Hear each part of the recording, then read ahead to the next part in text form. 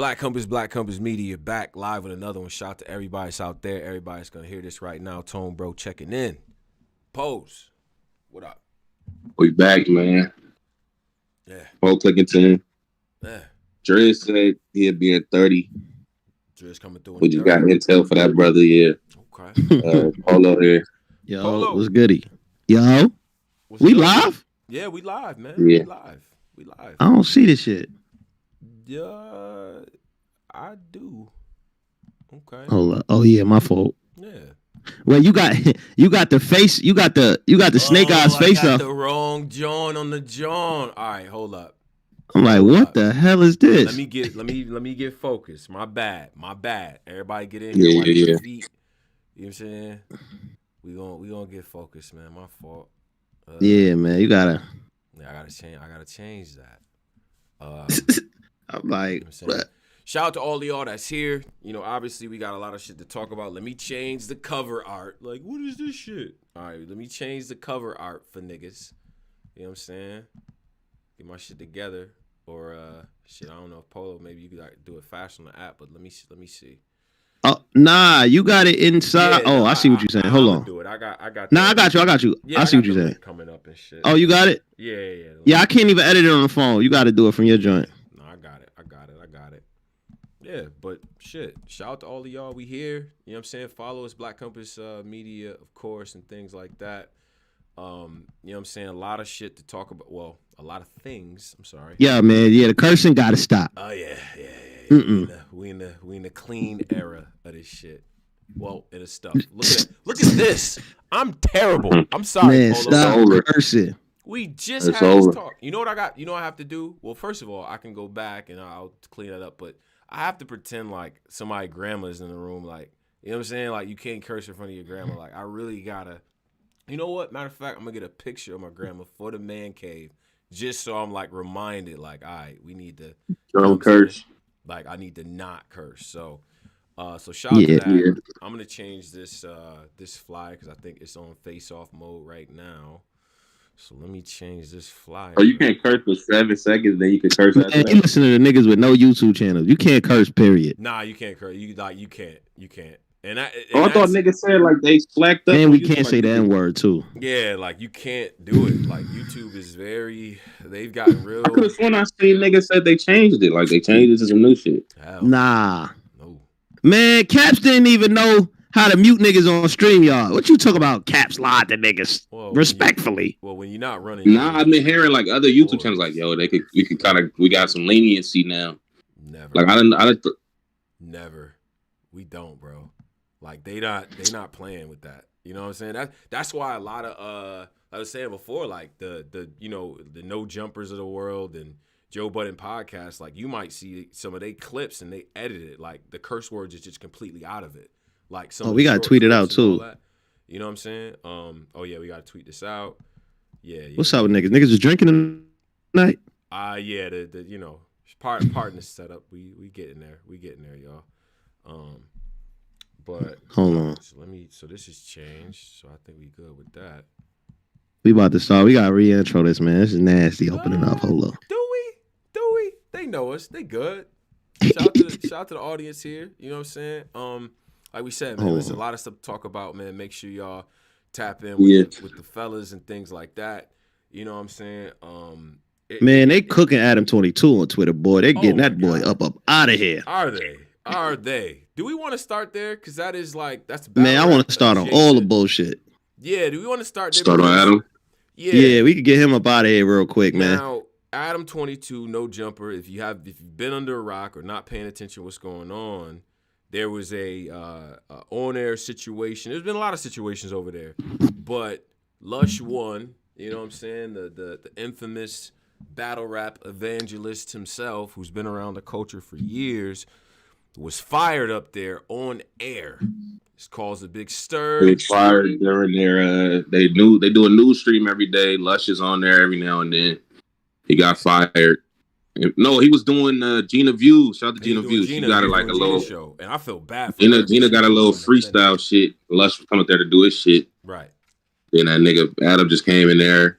You're a snake, fired him, did the whole shit. And you know what, Pose, I'm glad you said that because I watched the whole episode, bro. And that's like, that's nasty, bro. Like, Lush had a great time. He wrote a rap. You know what I'm saying? He having a good time. He in his element, smiling, laughing, kicking it with everybody. Then Adam come through, Pose. How Adam came through, Pose? How he... Hey, Lush, you lied to me. You lied to me. Nah, fool. Or you lied. Wait, nah. Nah, fool. Nah, fool. Nah, fool. You lied, Lushy. Yeah. What did you tell me in the hallway? Like, they gave him one of them. Right. I mean, Adam goes, I ain't gonna front. Can we turn the music down? I said, oh, what? But go I'm gonna be honest. I ain't really feel bad because it's two white people, but I did feel bad that how Lush like a sad puppy. But Karma crazy because they pulled up Adam 22 old tweets and been frying him all day. Oh yeah. Yeah, they've been on his. Every time Adam do some shit, they do this rollout with him. Pull up his old tweets. Yeah. How he was fucking with a 16-year-old. Yeah. I didn't know he was an ex like neo-Nazi. What? Get him out of here. Nah. He's not an ex. He had a neo-Nazi on his shows. What's dude Richard Spencer? That's the reason that AD got upset with Adam because he got all those black. Adam is taking No Jumper in a different direction. He got these Richard Spencer niggas coming up there. There's another nigga named Destiny. Right. He got all these Sneeko. You know these red pill politician niggas that be on YouTube. He got all. He's changing the platform to that. It's not really hip hop no more. Because and that's annoying because right. And this is where I have to go back right because we're gonna break down the situation, but I don't like the formula I'm seeing amongst white folks, some white folks in the culture, right? And this is gonna bring it back to Lush One stuff, right? Y'all come in here, y'all. Oh, I'm hip hop. Oh, respect black culture. Oh, y'all do whatever y'all need to do to pander, interviews. Yo, I got the homies up here. Everything like that, right? It gets popping. You know what I'm saying? Y'all get popping. Y'all do y'all thing. Y'all get y'all numbers. Y'all got our black energy behind it. And then all of a sudden, y'all make a left turn and y'all Machine Gun Kelly in us, right? Like now, y'all, and only white folks can do that. Y'all can start off hip hop, braids, rapping, homies, this and that. I'm down with everything. You know, y'all want to be the cool white boy in the room. Then y'all get a little bit of clout. And then next thing you know, you keying with Richard Spencer. Richard Spencer is the Ja Morant of neo-Nazism. Like, he is the main guy. Like, he did a rally, all type of stuff. He's that guy. So somebody got killed in the rally. Yeah. You got him up there, and you got all these real black dudes up there, and we can't check him.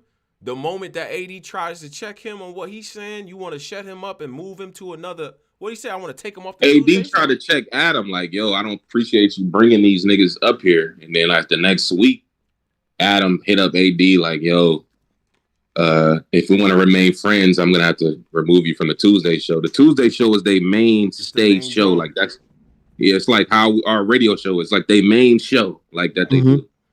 So they remove AD from basically from the main show and what's the name? But AD quit today.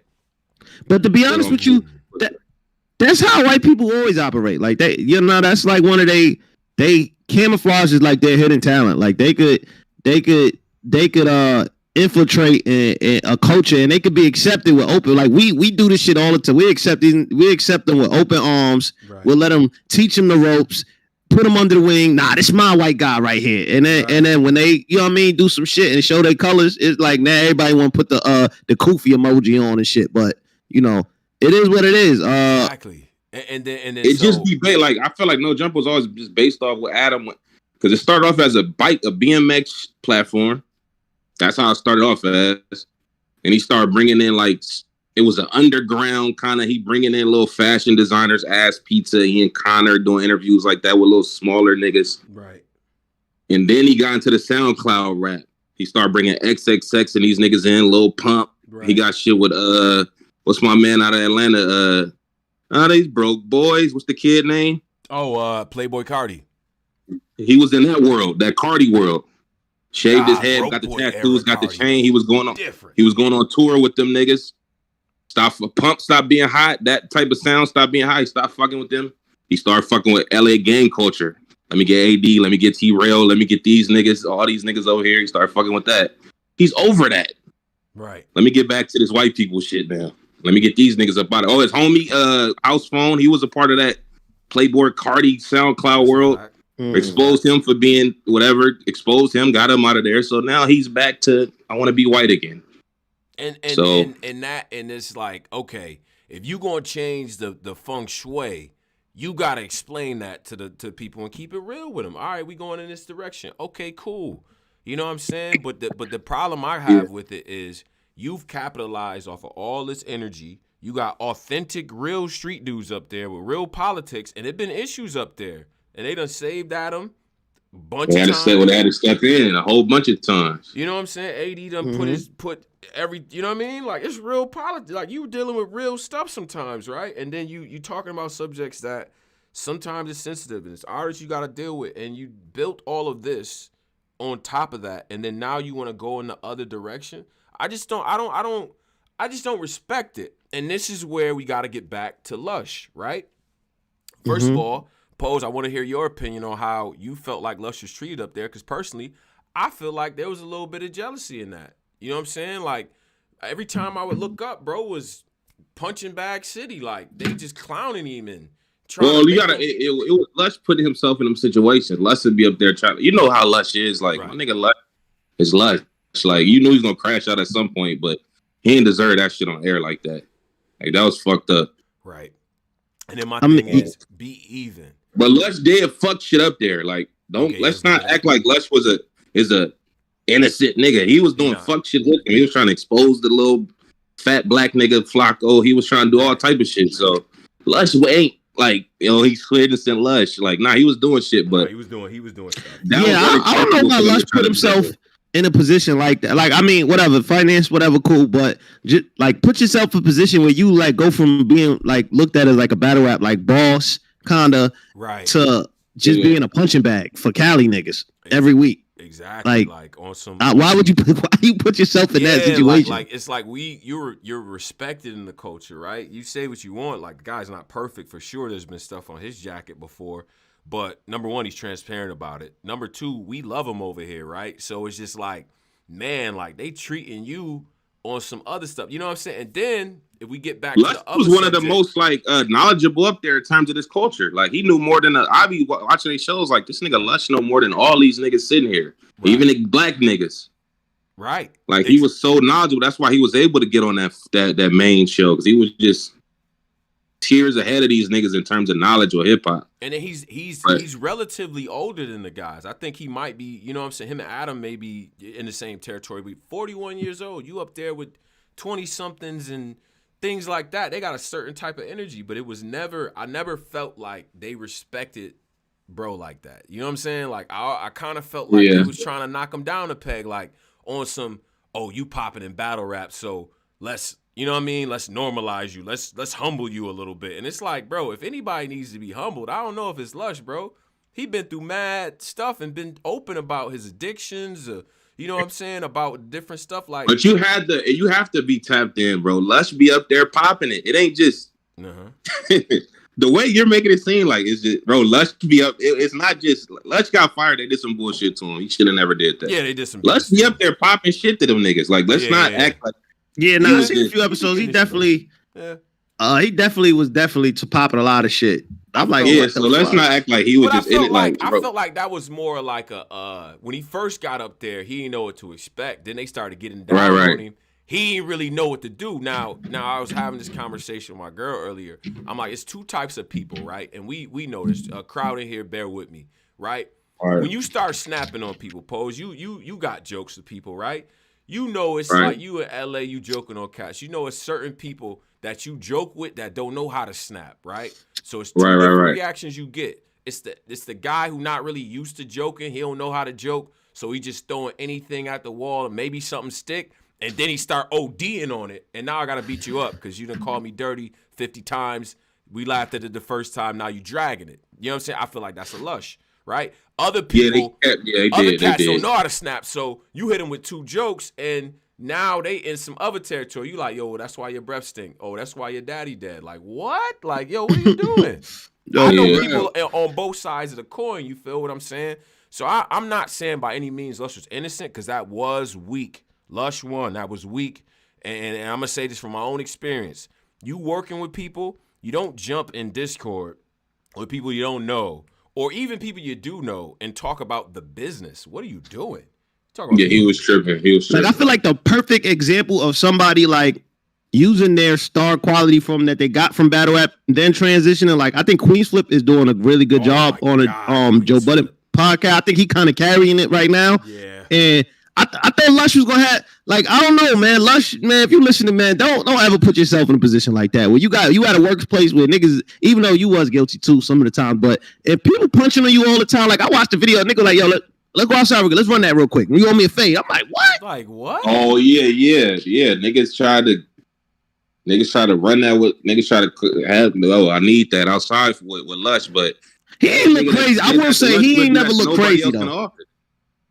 So the nigga that did that with Lush, he wouldn't do that to nobody else in the office. So it's like Lush was a target. Like, yeah, I could get Lush. Like, I could mix this nigga. He ain't gonna like so. Nah, one of them niggas in there though. I seen him. He got it on with China Mac outside. They shot the fade. Oh yeah, that was AD. Oh, that's AD. Yeah, that was like a year and a half ago. That's one of the funniest post-fade interviews I've ever seen in my life because I could tell China Mac got kind of cooked in that. And AD China Mac was putting in that work. Nigga look shot. Nah, AD had that like, you all right now, like, man? Damn, nigga done fucked up my hands. I don't know, bro. I don't know, Polo. If I fight a dude and then we China Mac get it in. Trust me. You all right now? You got out the system, man. He be in LA. I know China Mac real life. He get it in. Yeah, no, I think China Mac not turning down nothing. Trust me. He ain't turning down nothing. That's a crazy Asian nigga. He ain't turning down no phase. I ain't gonna cap because China Mac had a dope recap on that fight. He like, bro, I hit him with the, you know what I mean? He grabbed me, I ducked, I run into the gate. You know what I mean? Like, I'm like, all right. Too big, son. He was just too big. Nah, that nigga AD, I didn't realize how big he was. He big, but China Mac ain't tall, ain't short. Yeah. Nah, China Mac is like tall. He like over 6 foot. He like 6'3". Yeah. It's just when you tall and you facing somebody that got like is stocky and you don't really know how to handle that, you're in trouble. Yeah. You in a blender. So I was like, okay, but I just don't like it. My whole thing with this thing is like, be even. You see what I'm saying? Handle everybody the same way. I don't think Adam is doing AD like that. He's not doing T-Rail like that. He's not doing the little my nigga almighty. The suspect is gonna try to break every camera in that studio before he's escorted out. That's a young nigga. You know, a young nigga that just don't care. He one of them. So you know he not doing it to him. So it's just like, bruh, yeah, that's why I wasn't digging it. And then there's something that Lush said in his post game that I thought was very important. And this is another angle. I gotta talk about this because Lush is like, listen, this is black culture. I'm a guest in this house. I understand. I respect him for saying that. This was built on, right? Now, whenever he don't be saying. He just started saying that shit after Joe Budden lit his ass up. Oh no, that was Lush saying. No, that was Lush. Oh, Lush. I thought I'm like Adam. Okay. Nah, Lush said that, and Lush would be the one to check Adam, and then when they was getting to like, yo, hold up, like we ain't, and Adam would accuse him of pandering. You Stop pandering to black people. Like, and Adam would really say this on the show. Like, why are you pandering? Why are you pandering? Like, no, that's how he really feels. This man has 30 some odd years of being around black people in the like, you know what I'm saying? And I'm not in Lush's head, but I could imagine when all this clownery is going on, he probably hearing the voice of Swave, the voice of Ice, the voice of all the real ones he done been around. That's like, bro, you gonna let them say that? What? Right. You know what I'm saying? And he keeping it 1,000. Like, I respect that. I respect that. Yes, you're a guest in this house. You understand the rules. You wipe your feet. You take off your shoes before you get in the crib. You know what I'm saying? And Lush has always carried himself like that. And I felt like that kind of, you know what I'm saying? It was a little bit of like, a word. Like, yeah, he's standing on that. You know what I'm saying? So I think that was, I just feel like it was whack. And then I think that Adam probably didn't anticipate the response from our culture. We a culture to where, yo, we gonna diss each other all day. We might drop blogs. But one of y'all outsiders doing that? Nah, son. We ain't like that. Ain't that. So shout out to Gotti for the no studio interview as well. I thought that was dope too. But yeah, why he did the ruin your day interview with all them candles? I don't know what the candles is about. I was at MF Doom. What's going on? He was in dark with the candles. I don't know. I don't know that was cringy. He had. I'm like, yo, I'm watching the shit. I'm like, yo, did somebody pass away? What's going on? Why you got candles at MF Doom poster? All right. Yeah, that actually was funny. I'm like, yo, these is like Mexican old lady candles. Like, what are we doing? Like, yeah, it is different. But shout out to Lush though. Whatever he decided to do, he said he gonna ruin your day. That's gonna be his new platform where he interviewing and pretty much he doing a podcast on there. Pretty much turning that to his little hub. So yeah. Salute to that. That's dope, Lush, man. Salute to that. And salute to AD and the other niggas, T-Rell and them. They all left, so they got their own shit going. So right. Salute to them niggas too, man. Right. I don't know Adam do. I like watching a little live on Fig little show. Some real LA. LA stereotypes that Posey be hitting me with, these dudes personify that. Like did y'all see Norb's takeout interview? Did I see Norb's what? I didn't see it. Norbs is on his media takeout shit with we asked for he was wild in that interview, son. He was calling Beasley Weasley. I'm like, boy, this is wild. Yeah, I was like, damn. But he's into it with him too. So obviously he came in there a little bit juiced up. So he he definitely was off the juice. Like you could tell he wasn't sober. But he in one of the questions he asked Remy, how does she feel about suing and stuff? And then Remy basically said, I'm paraphrasing, but she basically said, like, if you suing me, you'll take me to the cops. Like, you the same as a snitch to me. Jesus. And the interview went viral online, partially because of the question, but mostly because of the person that asked the question. And it was like, the irony is like, bruh. You opened up this whole foul. You started Avengers Endgame, my nigga. Are you serious? Like, you started the Endgame, my nigga. For you to ask that question is crazy.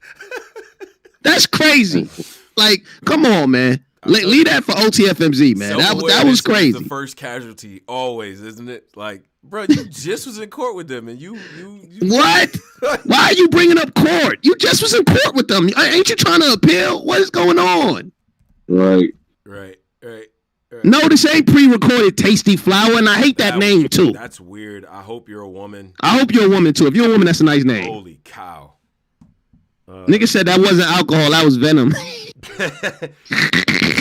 I'm like, yo. I said, oh nah. Oh yeah, we're gonna get to the Beasley interview. Can you let me know, man? Listen, man. Just come in here, kick your feet off, get your drink, and relax. We got all night. We gonna get to it. But so he did ask that question, and I was like, okay, you know what I'm saying? And she took it how she responded how she did. I thought the interview was important. This situation, though, I will say, especially after this Beasley interview with Jay Black, this situation to me, in my opinion, has always been, all right, all the different sides have a point to stand on, bro. They all do. I've seen it like that from jump. I think the Beasley interview and what Remy just said, and in conjunction with our Eazy Black Captain interview, like all of that together, it's like, I feel like, I'm just looking around. It ain't a side thing. Everybody got a point, in my opinion. You know what I'm saying? Polo, what you think about the Beasley interview? Because he said a lot. Okay, so now hold on, wait. Before we get to the Beasley interview, sure. All right. Last night around like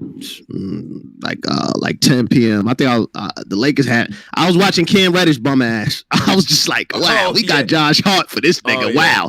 But and I'm a Blazers fan and I hate us right now. So Josh Hart was literally the best shit that ever happened to the Knicks. Like he literally transformed our team from like a great team to like a playoff contending team just with what he bring off the bench. But we get to that later. Yeah, I'm watching that. So then I get an alert. Eazy the Block Captain on YouTube. Boom, boom. Open up the YouTube. See Eazy the Block. Eazy the Block is going crazy part 3. Because if you don't know, he went crazy on our interview. Right. Then I think he pulled up the 3 Letterman and just finished it off. Yep. But on his shit, he started going crazy on URL. Like he was saying a lot of shit where I felt like I knew URL had to respond. Like this is like one of them situations where you can't really just ignore it because he was applying the pressure. Number one, and we got to talk about it's a lot of shit we got to talk about. The pay-per-view. So actually, let's get to the Caffeine first. Caffeine announced. Yeah, let's get to the announcement. $25. The Caffeine is saying pay-per-view from now on will be $25 to watch live. Right now, we got that announcement some days ago. Today, we hear from Beasley that there's going to be changes to the app to where folks are going to get VOD on the pay-per-views after the shit. After the stuff comes out, right? So you won't be able to see it live, but if you have an app subscription, you'll have that, right? Then the other thing that we talked about, Pose, the 30-day trial. That's going to be there for people who want to get a 30-day trial, free trial run. You get your battles, you get your pay-per-views, whatever the case might be for your 30 days, right? If you pay the $25. Well, yeah. They ain't giving away shit for free. If you, the free trial comes with the, I think if you get the app, you get the free trial, right? Or you saying like. No, so, okay, so how it goes is they're now, Caffeine is a separate entity. They're now charging for their live because they realize now they're competitors, like, for example, they realized the market of everybody was willing to pay $65 for the Remy pay-per-view. They was willing to pay $50 for the RBE. And they're like, all right, we got to get in on this. And they come up, Caffeine, not URL, they come up with the live. So now you have to pay $25 to watch the live experience. Now, if you're already an app member, you just got to, you can't, if you want to just wait for the shit to come out, you just continue paying for your app, ignore it. The live now is going to be like, they're not giving away nothing for free. So now I want to say this though.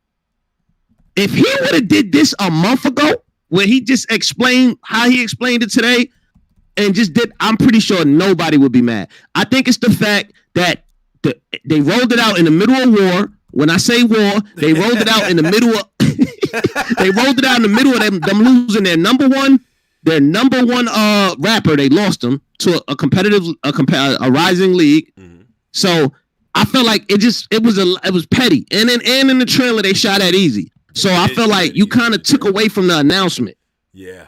The Eazy, it did kind of step on the announcement because I thought the stuff that they're adding to the app was literally things that we were talking about last show, right? So the adding the pay-per-view on there. I already have a subscription, so boom, it's here. Now the live thing is going to be $25 and all that. So I get that, but I got the app now. There's more and more stuff being added to the app, as Beasley alluded to. Should be more announcements behind that because those of us who have the app, it's like there's some limited functionality. There's some things that we actually need. You know what I'm saying?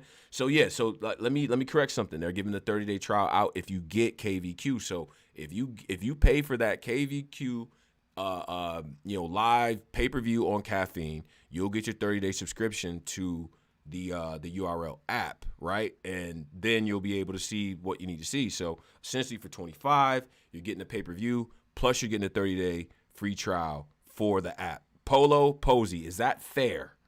Is that fair to people? Like I need to know 300. I'm gonna keep it all the way real. No, I don't think it's fair to people. Explain. I don't think it's fair to people because the model of Caffeine, like your whole you literally changed your business model in a week and a half, and I just feel like you gotta warm people up to that. Like for example, Netflix is announcing at the end of March, it's no more allowed to double stream in the crib. Meaning, if you got the shit in your living room, and then if I'm in Atlanta, right, and I can't do that. I got to pay for each TV that logs in. They announced that shit 7 months ago. So, boy, the analytics gonna drop. But go ahead. They announced that shit almost last summer. Right. They gave people the heads up. Hey, listen, we running this beta. We already started testing it in Europe. It's coming to United States. We not allowing. We letting people know that. So even though people was outraged, people got to mentally plan ahead of time. All right. I got a new bill coming. I can't share no more. So now I have to pay Netflix individually. It's giving people a heads up. And with URL with the Caffeine, $25. It's not just $25 when you think, because it's $25. Then I got to pay the app. Then I got to continuously pay $25 a month. So now that becomes a new subscription that I have to now subscribe to monthly. If I want to watch the pay-per-view live, I pay. If I want to watch it live. The whole thing of the strength of Caffeine, the thing that made Caffeine better than every other platform is the fact that y'all give us high quality live streams for free. Right. That's y'all model. That's what sat there and paid that $65 for a stream that the people in the culture said was not great. Y'all paid $65 for that. Caffeine been glass for 3 years. Glass. Yeah, it's been glass for a year, but I'm just saying I don't mind the 25 because I've been said that they should have been started doing. I don't know. They should have started doing this, to be honest with you, after the Geechee Luck shit. Like they should have kind of started implementing it after the Drake card. Cause I feel like that's when there was a lot of eyes on battle rap that was not in battle rap, did not know nothing about battle rap, but only cared about it because of Drake. I feel like that's when y'all kind of should have introduced it. Yeah. But whatever, y'all did it.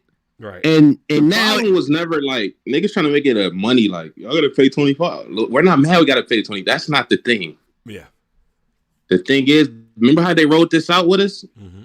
Drake he doesn't know how to access the pay-per-view, so he's investing in this company that's gonna help us bring y'all the shit for free. You don't remember that? I remember that. That's what they told us. Yep. So now y'all niggas charging 25 out of nowhere. It hurts for because it's like, damn, we been getting Mook versus Rock, Lux versus Geechee. Exactly. Yeah. So then the event headlined by, no disrespect to Hustle and Rock. Sure. It's like, that's just not on the same level as a Lux battle or a Mook battle. That's for free. That. Like, would you have rather them waited and then told us later on when it was like a more powerful? I would rather them in January said, yo, we don't even really have as much access as we did with Caffeine. Sure. We're going to be trying to roll this shit out so we're going to probably be charging y'all again. I'll be like, all right, cool. At least these niggas told us. I'm mad. At least these niggas told us. At least they let us know. Giving the culture a heads up is always a good thing, especially our culture. I mean, I know. But it was the way that they was playing it. Like, niggas was asking these niggas in interviews, yo, Smack, what's good with the Caffeine shit? Right. You gotta wait and see, son. No, let us know something. Now, if the parameters of the Caffeine deal changed, and now just let us know. We gonna go wherever you go, nigga. You the Godfather, but let us know all that. Right. We not, nigga. We all grown as hell. Just say, look, man, we probably gonna have to charge y'all niggas. I don't know yet. All right, cool. We with it. Like, we gonna be mad, make our blogs, but we gonna go where you go. But all this wait till a week and a half for niggas to. That's getting niggas mad. Like, come on, bro. This shit been free. We didn't see Mook and Lux for free. For free. This is a fact. Now I'm gonna say this though. Yeah, but I will say this though. Mm-hmm. The price point was genius price point. $25 essentially. Once people stop being mad and they get over this, $25 compared to now. This is the thing though. This is now how they knock out the competitors now because the strategy, Polo. Yeah, talk that. This the strategy behind this. Yeah. The $25 now when RBE decides to throw an event the same weekend as URL, guess what? You could pick whether you want to pay $65 or $25. That's how they knock out. And God forbid it's a Drake card or some big marquee card, and brothers got to make them wallet decisions. I feel like brothers is gonna reach for that 25. Yeah, and they saying fact. This my business. Business my shit. Right? Yeah, talk that. But yeah. But I'm just saying that's essentially that's what they did. They, even though people are focusing on the $25, that's just smoke and mirrors. The $25 is also to knock out the competitors because now when another competitor decides to throw an event on the weekend, the same weekend as URL, a Caffeine, a live card, let's say RBE for $65, Rap Grid or anybody. Right. Nigga, you got to compete with a $25 price point. So now, in a price point with better, and no disrespect to anybody, this is my personal opinion. With better talent, with better card situation, this is 25 versus, and I don't want to just make this an RBE URL thing versus a World Dom versus. But it is though. Like it's not even an RBE URL thing. It's a URL versus everybody. Because it ain't just RBE. Respectfully, Chrome 23 kind of knocked RBE to third place. I'm being honest. Right now, Chrome 23 is probably. Whoa, Polo, really? That's a big statement on Keyway. Yes, I mean, I'm keeping it real, man. I'm a voice, man. I'm keeping this shit 1,000. They knocked RBE to the third place. Let's be real. Chrome 23 is the second ranked league right now. now, hot right now. We not like let's be right now. We doing? Big event, or you no, going with no, I'm not even a prisoner. It's just out of everything that came from, we never seen another league be able to do this to URL. Like let's be honest. Kings vs Queens is this Sunday.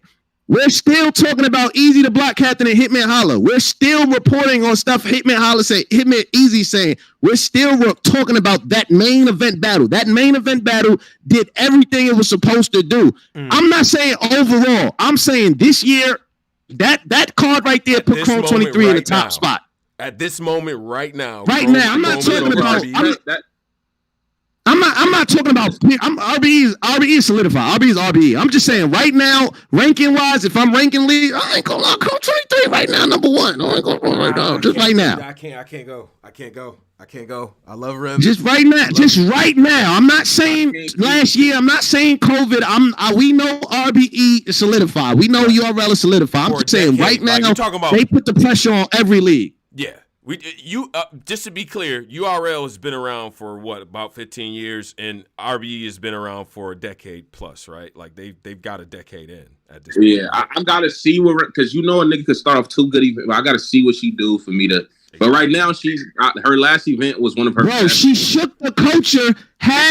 She literally is one of the reasons why a free streaming service has now changed their whole business model. And what? It's not even really. So you saying the impact that Chrome you saying that's all based on the Remy and Eazy URL. Shit. I'm saying did they ever do that before? I think URL have been out of this shit. Remember we was hearing rumbles like they not even in the deal with it. I think they've been fucked up with this caffeine shit. I gotta watch the Beasley shit, so I don't know, but I think it been something that changed with them niggas. Yeah. Well, I mean, they shit just made it like, damn, this shit worse than we thought it was. Right. No, I honestly just feel like off of impact alone right now, the impact they're creating is all effect from the Eazy Hollow battle. It's not effects from nothing else, respectfully. And I'm sure I'm pretty sure if I watch an ARP block, I'm pretty sure he's probably going to admit that Chrome 23 put the pressure on a lot of it did. And it's not a bad thing. Every business, every type of business, every type of brand need this pressure. Like this would make you want to improve and make you want to do stuff. Now they started putting out flyers letting you know, hey, this is what you're going to expect a month from now on the app. They're starting to adjust to the, you know what I mean? URL is excellent at that. They're very good at adjusting to competitors. So this is a new competitor. And yes, definitely. It's she shook the culture. Like, why are we acting like that's not true? I can't give them that yet. I'm sorry. I mean, I hear what you're saying, bro. I can't give them that yet. First big events of the year always like way too much work. You got to remember the first like powerful event of last year was Midnight Matt. Like the first events of the year always be like fact actually. Yo, what this shit about to do? This shit crazy. Like so. No, but I'm not saying it was big though. Her having Hitman, all this shit, all this controversy around it. That shit was powerful, but I can't just put that young. I love Rem, but yeah, right, RBE, crazy.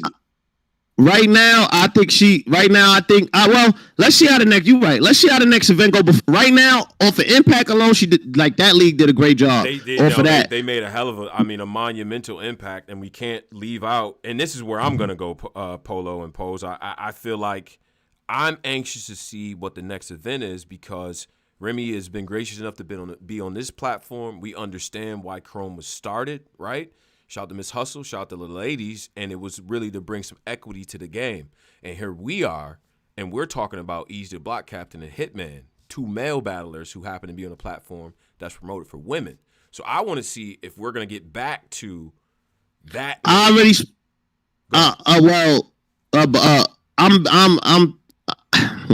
Goons and Goblins. Go ahead, bro. Yeah, let's say from a birdie. Right. I'm hearing this how it's going to be for going forward. This is what it is. Yeah, it's gonna be mixed in with some, you know what I mean, a little razzle dazzle. Yeah. And let's be honest. I feel like if we being honest, I feel like losing a marquee headliner for you that you've been building up the whole COVID era definitely does hurt. Like I don't get why niggas act like that. That definitely now does it affect your route?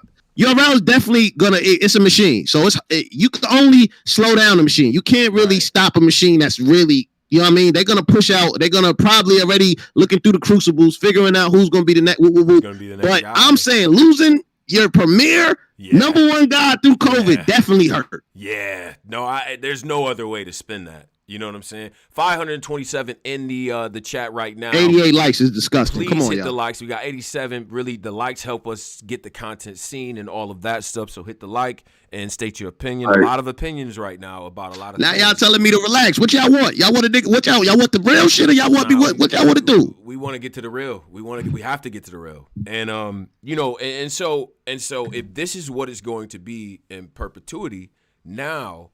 Right, because it was when Remy came in. I felt like, well, it's some differentiation here. She's putting on for the ladies. If she's gonna have men over there, it's probably gonna be an intergender type of thing. But this is for the ladies. To me, in my head, we should be talking about the fact that C3 won the 25. You know what I mean? The fact that Hustle did what she did, like that. Probably, I would think that would be more of a headline. As to my knowledge, we are the only group that's interviewed C3. I think there's probably one other group. Nah, Uncle Rod did a little fire celebration interview. No disrespect. Shout out to Uncle Rod. Shout out to Hip Hop Is Real. But in-depth interview, sit-down victory lap, that was us, right? So, but we're talking about Eazy and Hitman and the fallout from that. You know what I'm saying? Because I think financially, you can't, like, it's not even a knock to the females. It just ain't financially, remember, you ain't going to be able to make all that much money through big events just having like C3 versus that's not even this is C3 versus this girl. And we've seen most of the big women battles on different platforms, so it's like I don't know how big of an event she gonna do without using niggas. Like, well, according to talking about booking Geechee versus she was like, I'm gonna put my bid in for Geechee versus Eazy. Like, that's the type of shit she trying to book. Yeah. Oh, and let me correct something. Shout out to my brother Dave too. They did have her on Wave and Blaze podcast. Shout out to my Wave and Blaze, salute. And another big. C3. C3, they had C3 on. Oh, okay. I was about to say my nigga Dave. Shout out to my nigga Dave though. C3, that's still a look. Overton cooking over there, man. Shout out to Dave. My nigga Overton. But I mean, I definitely do agree with what Beasley was saying, though. Like, and Organic kind of ushered the same words in like different ways, in which he said that in order to hold on real quick. I'm sorry. Let me. In order to afford these big battles, in order to afford these big 50,000, 40,000, this is the way they can afford it. They wasn't able to afford it the other way on YouTube. You know, due to the CP and all of that stuff. And I gotta say, because ARP kind of responded to that. He said that's cat. He said, I don't know if this was after or before, but I watched the ARP blog on OTFMZ in which he said that league owners, you can make a lot of money from don't let nobody tell you can't make a lot of money from YouTube. That's false. You can make a lot you can make a lot. And he said he's willing to show anybody in person proof of how much you can make off of YouTube, off of a battle. He's willing to show anybody that want to debate him. Right. So what y'all feel about that? That's a good point. I understand that point. I think, YouTube is still, it's fairly lucrative still if you're working at high levels. I think that when you're talking about URL specifically, because their roster is so deep, the one thing that Beasley said in the sit down with Jay Black, and shout out to Jay Black, because in this culture, I feel like we need to start doing more to give salutations to interviews that really kind of shake stuff up. And Jay Black, I didn't see it, Jess.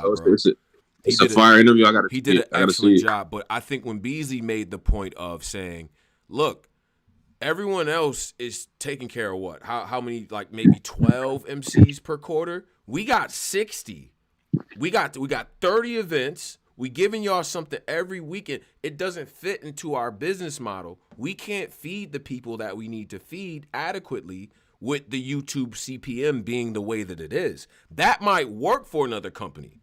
That might work. But the URL roster is too big, it's too demanding, and we want our battles, right? So it's a lot of mouths to feed, right? And not just the people who run in the situation. You know what I'm saying? So that when you put it in that context, I feel like I understand why they're doing it the way that they're doing it. Mm-hmm. I want to get to another thing too, because this came up as a result of the fallout, and I've seen a lot of people talking about it. What we learned is the Caffeine deal that Eazy had in place, the streaming deal that he had, that the other brothers like Mike P, kind of take advantage of, Lou Castro, so on and so forth. That deal has been rescinded. How do y'all feel about that? Because I was seeing some mixed reactions about that as well. I believe, if I'm not mistaken, I thought they informed all of the creators that they can't live stream and do watch parties no more. Because I know Mike P said on Twitter that. Huh? No, not Eazy. Eazy lost it because Eazy is not with your. Come on, man. Y'all know why Eazy. Do you think that's fair, Polo? That he lost a deal with Caffeine. That Caffeine rescinded the deal. Sent a cease and desist to him. What do you think was going to happen? No, that's what I'm talking about. I'm saying that, but Caffeine rescinded his streaming deal, right? That was the news that we got, that they said they're not going to be. You know what I'm saying? Like that, whatever deal that they had in place for him to stream and get paid off of it, they're no longer going to do that. If I'm in the middle, Caffeine and URL is some type of like tangled together, like where they work, are they together? Like I don't know. I still think it's a partnership between them, obviously, because if they're saying, yo, you buy KvQ for the 25 and you get the free thing, obviously there's still a relationship there. But if Caffeine as a company says, we got business with URL, they into it with Eazy, so we not going to support this anymore. Like I don't know the construction of the deal, right? Wait, so I can't just be a streamer. I can't just be a streamer that's not like the regular person streamer and get a deal with. No, you can, but it's different deals. Like they have different deals for different situations. Right. And I guess the situation he had was a little bit more a guaranteed situation than the other situations where you gotta work up and get props and get paid through props and credits and stuff like that. He had a more situation where he was on like a salary where they exactly they sent him we're gonna give you all of that. It's X amount of dollars every month regardless. Right. Yes. Right. I feel like they got every right. If you go to your job and you in the middle of the job, you get an argument, you curse all your bosses out, and you come back the next day and your key card don't work to get in office. What the fuck you think gonna happen? You like Easy? Come on, man. Why y'all ain't let me in the gym though? Like, bro, come on, man. He went there, his key card didn't work no more. He felt like you got to know that's gonna happen. It's business. Somebody get. And this is what I'm saying. Like in battle rap, we gotta kind of everything ain't so personal. Like it's business. It's a business with anything in life. Like if you say F all the bosses and you go to the rival, you go across you work for a car insurance and you go across the street from Progressive to State Farm and you start chilling with State Farm, rocking State Farm varsities, and you start pulling people to come to State Farm while you still on Progressive salary across the street. What the hell you think gonna happen? They taking away your insurance discount, Polo. They taking away all that. Yeah, give me that Polo back. What are you doing? Go over there now. Right. They're gonna like that's just business. I ain't really too freaked out about that. Like that's just business. And I see the chat. The chat's definitely like, well, I mean, bruh, you dipped. Like what you want? Yeah, it's business. Yeah. I'm not about to feel sorry for him for that. It's business. Like he know that. He got an audio book. He got Eazy the Block Captain has an audio album out. And one of his audio album, he emphasizes and says, people gonna use you in life. I think is why he couldn't like. It ain't no. You think he couldn't go back in that sits because Eazy is like one of the top niggas right now. He couldn't go sign like an independent deal with them niggas. Like they didn't want that URL shit y'all had with me, but I got this to bring to y'all. I could bring to y'all this view. That's my YouTube dude. He can't go sign another deal with the niggas, or he's just completely X'd out of Caffeine. I'm not sure. I'm not sure, bro. I'm not sure. I don't know if they saying you know what I'm saying, because you not mess with URL. And this is where we talk about accountability everywhere. We don't got anybody from Caffeine to yell at, low key. That's the one thing that's the piece here that's missing. Because we don't know like what they're saying in the background or what they made. And you never gonna know. Yeah, exactly. And here's the other point, Polo. No one's even asking them about accountability. We are an accountability culture, except for when it's certain people. Why are we not getting that Caffeine? Why are we not asking them to hear from their representatives? Why did y'all change? Like, what's going on with y'all? You see what I'm saying? We don't have anybody to interface with. It's just like with Netflix or Hulu or whatever. Who do I? Yeah, we gotta hit up EK. What you say? You said EK? He said we gotta hit up EK. EK gonna dance his way out of that one. But I mean, it's business. It's business. Like it is what it is. Like now you know, caffeine says no. Okay, so Mike P chimed in. He says, first of all, he says that Caffeine is charging $25 for their pay-per-view, not URL. URL charges $8 for their app, not Caffeine. Now, he also says, by the way, I don't like this at all. My best streams are now gone. I can no longer have fun with hundreds of people and watch battles. I don't watch battle rap unless I'm hosting events, so this takes a lot away from me and even further restricts access to artists. What do y'all think about that? Wait, repeat the last part? You can't have the watch parties anymore, right? And he said all of his best streams are now gone. And he says now that even hurts exposure more because on Mike P's stream, he would just like play battles and review them, talk about the bars or whatever the case might be. And it wasn't always necessarily a marquee battle. So in that way, he was helping guys get more exposure. But now that's been taken away. Well, nigga, you're going to have to learn how to get a new brick, chop up the brick a little bit different. Nigga, you're going to have to learn something different. That's they rule now. Y'all battlers, y'all all want crazy bags, and this is the way they feel they got it. You know what I mean? This is the way they feel like they can recruit their money is by now charging what the competitor, less of what the competitors is charging. So it is what it is. Right. All right. So they didn't let these niggas know, like Mike P. They didn't let the people that's on their stack because Mike P. basically. I think they didn't let nobody on Caffeine know. Yeah, I don't. Because I seen they was charging for the crumping show, the dance show. They was charging $5 for that. Oh yeah, I was gonna ask that, King, because I be watching the they be having like 1-on-1s with my man from Dev. They be doing little 1-on-1 shit, basketball shit. They start I know what you was talking about. I'm gonna get mad because that shit was fire. Nah, they charging for everything.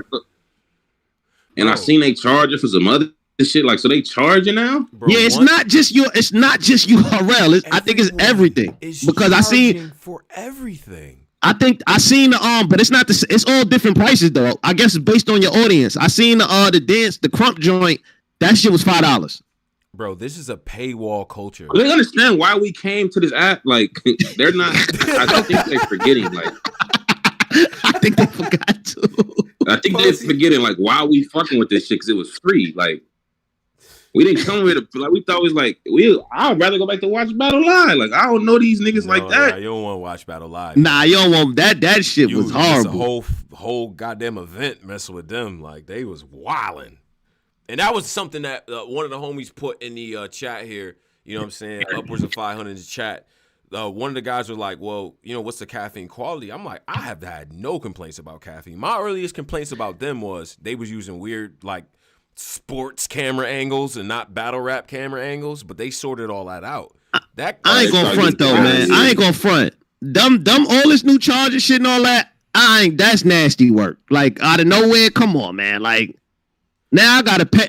Like I'm not even tripping about paying like the 25 because I got the app. I pay woo, but it's just like I just don't like how I was rolled out to pay. Like damn, I feel like a nigga just deboed me. You made the point about the rollout last show. We kind of dismissed it, and now I'm seeing like Nah, the rollout is a big deal, dog. Yeah, that's I try to tell people this all the time. Rollout 99% of it in marketing. The marketing strategy is what gets people to buy the product. It ain't just about the product. Like sometimes you do got product that sell itself, of course, but a lot of the times it's marketing that goes in, marketing strategies that go into anything we buy, whether it's the red Dixie cup, anything we buy is a marketing strategy behind it. Y'all can't just come on, man. We are in and I told you this is the OnlyFans era. For whatever reason, porn and adult content always leads the way. But this is a pay for content era, right? Everywhere you go, you have to pay for everything is essentially behind a paywall. Even the stuff that drops on YouTube, as we said before, right? All of us bought that RBE card, right? And now the battles are gonna start to roll out on YouTube, but we've already bought it. You see what I'm saying? So everything is essentially behind a paywall, right? And especially in an era where we are up to date, live stream, up to the minute culture, right? Like we want to know right away what's going on. Live streams, spaces, all this different content that's live right there, accessible. That's our culture right now. So understanding those two things, yeah. If you want to see it live, you're going to have to pay for that experience. You gotta pay. Now, a Goonin Goblin told me that by the end of the year, your URL app, they're integrating streaming. Yes. Live streaming on the URL app. Game changer. Now, I don't know, huh? That's a game changer?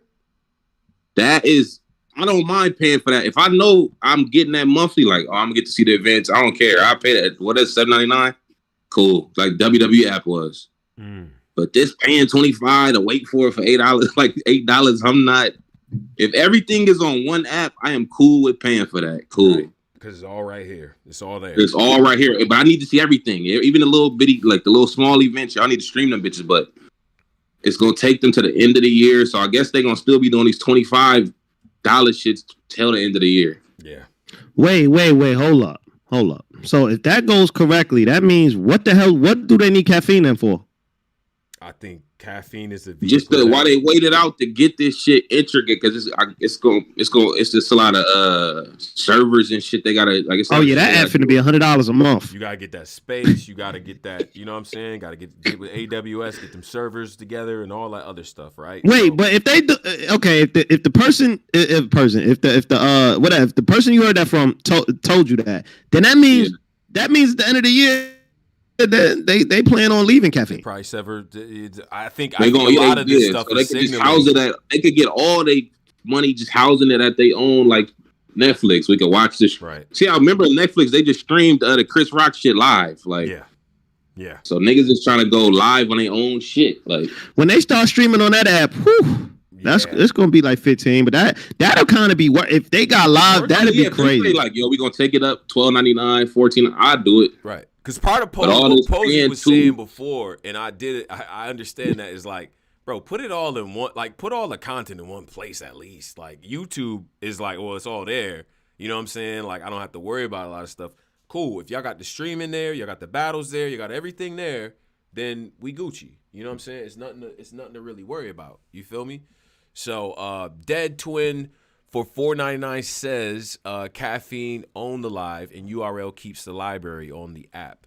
And that kind of brings me to the point about the library. The URL library is like the longer we go in this culture, the more and more these battles are worth.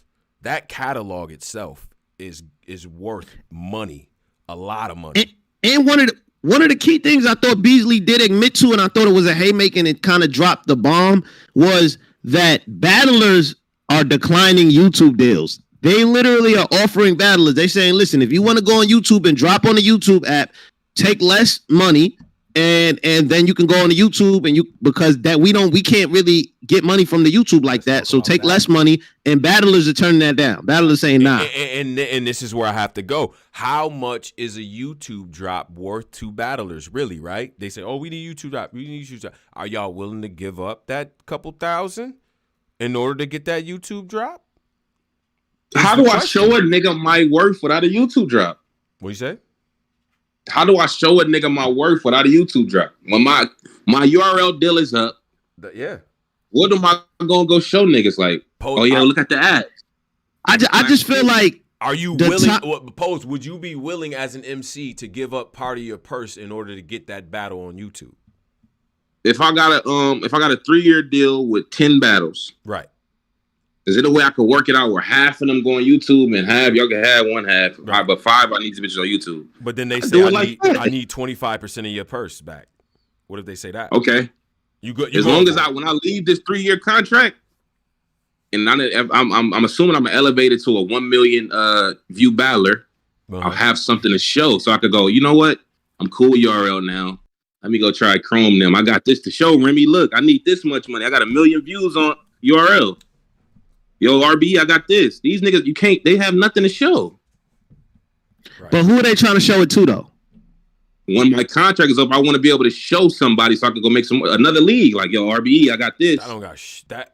Respectfully, that has nothing to do with URL. I'm sorry. And somebody made this point before, and I understood what Eazy said. When I'm in the room with these executives and they trying to figure out my bag, they looking at the analytics. Cool, I get that, I understand that. Respectfully, that has zero to do with URL. That's like you play basketball at NBA and it's like, all right, yo, I might have to miss this game. because they doing this documentary on me. Like, bruh, that's your problem. Like, you gonna have to figure that out. That don't got nothing to do with the NBA.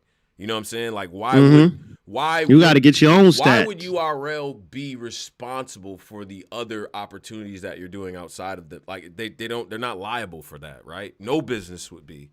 That's just, that's like essentially like, would your job help you find another job? Like, I'm just like, it's just, you got to kind of think like that. Like, your job is never going to help you find another job. Like, you can't go to your boss, hey, listen, I was looking at this new position on Indeed. Can you help me get it? He going to look at you like, what? Like, what? What? Like, hey, hell no. I know, hey, job, I know you're paying me a handsome engineering salary, but Hot 97 wants me to be on their radio shows at night. So I need to leave work at 3:00. They would look, first of all, they would fire me. And they would look at you like you crazy. A job don't give a damn about none of that, bro. It's a business. They don't care. Listen, man, they don't care if you got. I ain't gonna say all jobs, but a lot of jobs don't give a damn about your personal life. Like, period. You could say somebody died, anything. They'll care for 1 week and it's back. Then after that 1 week, it's back to being on your ass. So yeah, I honestly feel like he gotta. You know what I mean? You can't really rely on URL to make that decision for you. But I will say. He got the YouTube. He got YouTube now. So I mean, we seen what he did with it with one battle. Let's see what he does with it going forward. But is the bridge? It's safe to say the bridge is completely burnt between Eazy and URL, right? Like, it's burnt, destroyed, buried. They're out. You know what I'm saying? They built a river across, so now you really can't even get to the other side. Like, they done did like this. It started off as, okay, they're gonna work this out, to like, whoa, hold up. Then, like, the more and more it keeps going, it's like a further and further separation from all the parties involved, right? Like, and here's another point I want to bring up, right? For you, for the YouTube guys, especially the bloggers. Oh my! You know what? There are more blogs about URL not being on YouTube than the battles that are on YouTube. So y'all outrage is phony, in my opinion. A lot of y'all got phony outrage. You know who covers battles on YouTube and battlers that got YouTube drops? Us. You know who covers the new people that are on YouTube and got YouTube drops? We do. I don't see a lot of y'all doing that. Y'all got more energy for URL not being on YouTube. And the irony is, y'all doing the blog on YouTube. Wow. How does that work? How the hell does that work? My thing is, I 100% see where Eazy come. I see where all sides is coming from. But my thing is, if they don't want to be on YouTube, they, like, niggas, like, at the end of the day, and they claiming that battlers, they're offering battlers deals, they don't want to be on YouTube. Why are we gonna keep, you know what I mean, what's the point of keep forcing these people to try to be on YouTube? They don't want to be on YouTube. They saying 100,000 interviews, they're not gonna be on YouTube. They actually, Posey just said they're actually thinking about ways to bring live streaming to their app. So it's like we beating a dead horse. They don't want to be on YouTube. Right. Bro, listen. They can't, like my man Fresh said, a lot of these bloggers can't name 5 bricks. 5. A lot of y'all don't even do recaps. Like, stop. I don't know. This is what I'm trying to say. The false equivalency, right? YouTube is there. It's clear, like, YouTube is there, but you still got to work behind YouTube. Had a great battle, and y'all acting like that didn't even happen. Who? Trufo and Bad News is out on YouTube for everyone. That's what I'm saying. Like, that's what I'm saying. Like, these battles, I feel like it's YouTube ain't just guaranteed a million. Look how hard Hitman and Eazy, they promoted even after the battle. They still promoted. They didn't have to. They still went on interviews, did interviews, dropped. Eazy came on our shit, made a movie. Hitman made a movie. Like, well, they putting work into getting that. Like, YouTube just ain't guaranteed for everybody. But and they're saying that the kind of bags that they charge, from this Beasley interview, I can understand. He's saying from the kind of bags that the battlers want and that they charge, we can't afford to do that by being on YouTube. Exactly. Straight up. So is y'all willing to take a pay cut to be on YouTube? Is really the crux of the matter. Because if y'all not willing to lower that price, yeah, that audio for that Trufo Bad News battle was bad though. It wasn't great. It wasn't great. I agree, but still, it hasn't been. They recorded that shit with a cell phone. But Polo, they just telling me it's on YouTube, exposure and all this other stuff. But they tried though. They did their thing. What you say? They just telling me about exposure. The audience, the culture is telling me about exposure. It's out there. It's exposed. Y'all ain't. Talk about it. Can y'all answer? Because Beasley asked, I think he asked Jay Black a question. I think he said, can you name him anybody that's big on without help, like on YouTube without the app? Like, can you name anybody? Then Jay Black brought up A-Ward, and then he shot that down by saying A-Ward has been battling for 10 plus years already. He has. So he don't really count. You talk about battlers that came around in the last 5 years and you know what I'm saying, left the college, you know what I mean, that type of thing, and signed to a major league. Can we name stars outside of URL who've been developed over the last 5 years? I would love to know the answer to that question. We have 500 plus people. And that's a great point. I said this before, Larry. He just said battle rappers need to market more for their own. And that's what I'm trying to. That's my main thing that I'm trying to push to people. Like, I feel like if people was like branding themselves and marketing themselves, they would never have to rely on a person to push them because they're pushing themselves. Like Eazy the Block Captain, Eazy the Block Captain took what was there for him and made the most out of it. And now look at him. You know, that could be done with that. Eazy ain't start on URL. He was a break. He started on RBE if I'm not mistaken. He was him and Yoshi, correct? They try out for RBE? Yep. Okay, yeah, they tried out for RBE. So it don't matter the league. It don't matter where you start. It's how you finish. And I feel like a lot of people need to learn how to finish. You got to brand yourself. And branding yourself ain't just arguing in spaces. Like it's a lot more than that. It's being on Instagram, doing interviews, tapping in with the coaches, going to different. It's doing different shit. And I feel like a lot of people ain't doing that. And the comment came up about like, okay, so why would battlers on URL pay for YouTube drops? Because listen, and I'm glad Polo is here. Pose, like, we all business folks and we've done things and things like that. When you go against the business model of any company, you're gonna have to pay for that, sir. Like if Chris Rock came up to Netflix and was like, hey, Netflix, I need y'all to drop this on Netflix, but I want this to be out there for everybody, so I need y'all to put it on YouTube. They're going to say, Chris, we gave you $10 million. We're going to need $5 million of that back in order for us to do that because you're taking away revenue from what we're doing, right? That's against our business model. You have to pay for that. And you got to stop thinking these people is your friends. Like, just because somebody smiling in your face when they give you a check don't mean they're your friend. And you got to learn to separate business from pleasure and personal from you know what I mean, personal from business relationships. You gotta learn to separate the two because these people ain't your friends. Like, you know what I mean, they're your bosses. Like they're giving you a check. They're your bosses. They're providing you an opportunity. They're hiring you for your services. So they're technically not your friends. Yeah. But even if you are friends, you're still running a business and you still have a business model that you put together, and you have to honor that because it's bigger than Nino Brown at that point.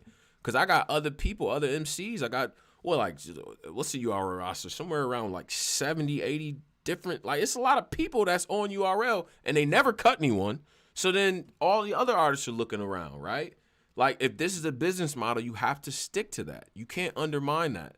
You know what I'm saying? Like, that's important as a company to show that united front and say, yo, this is how we moving, and keep that consistent. So I think it's it's an interesting topic to say the least because it kind of like, and as a fan, I'm gonna be honest, bro, I don't actually like knowing all of this stuff.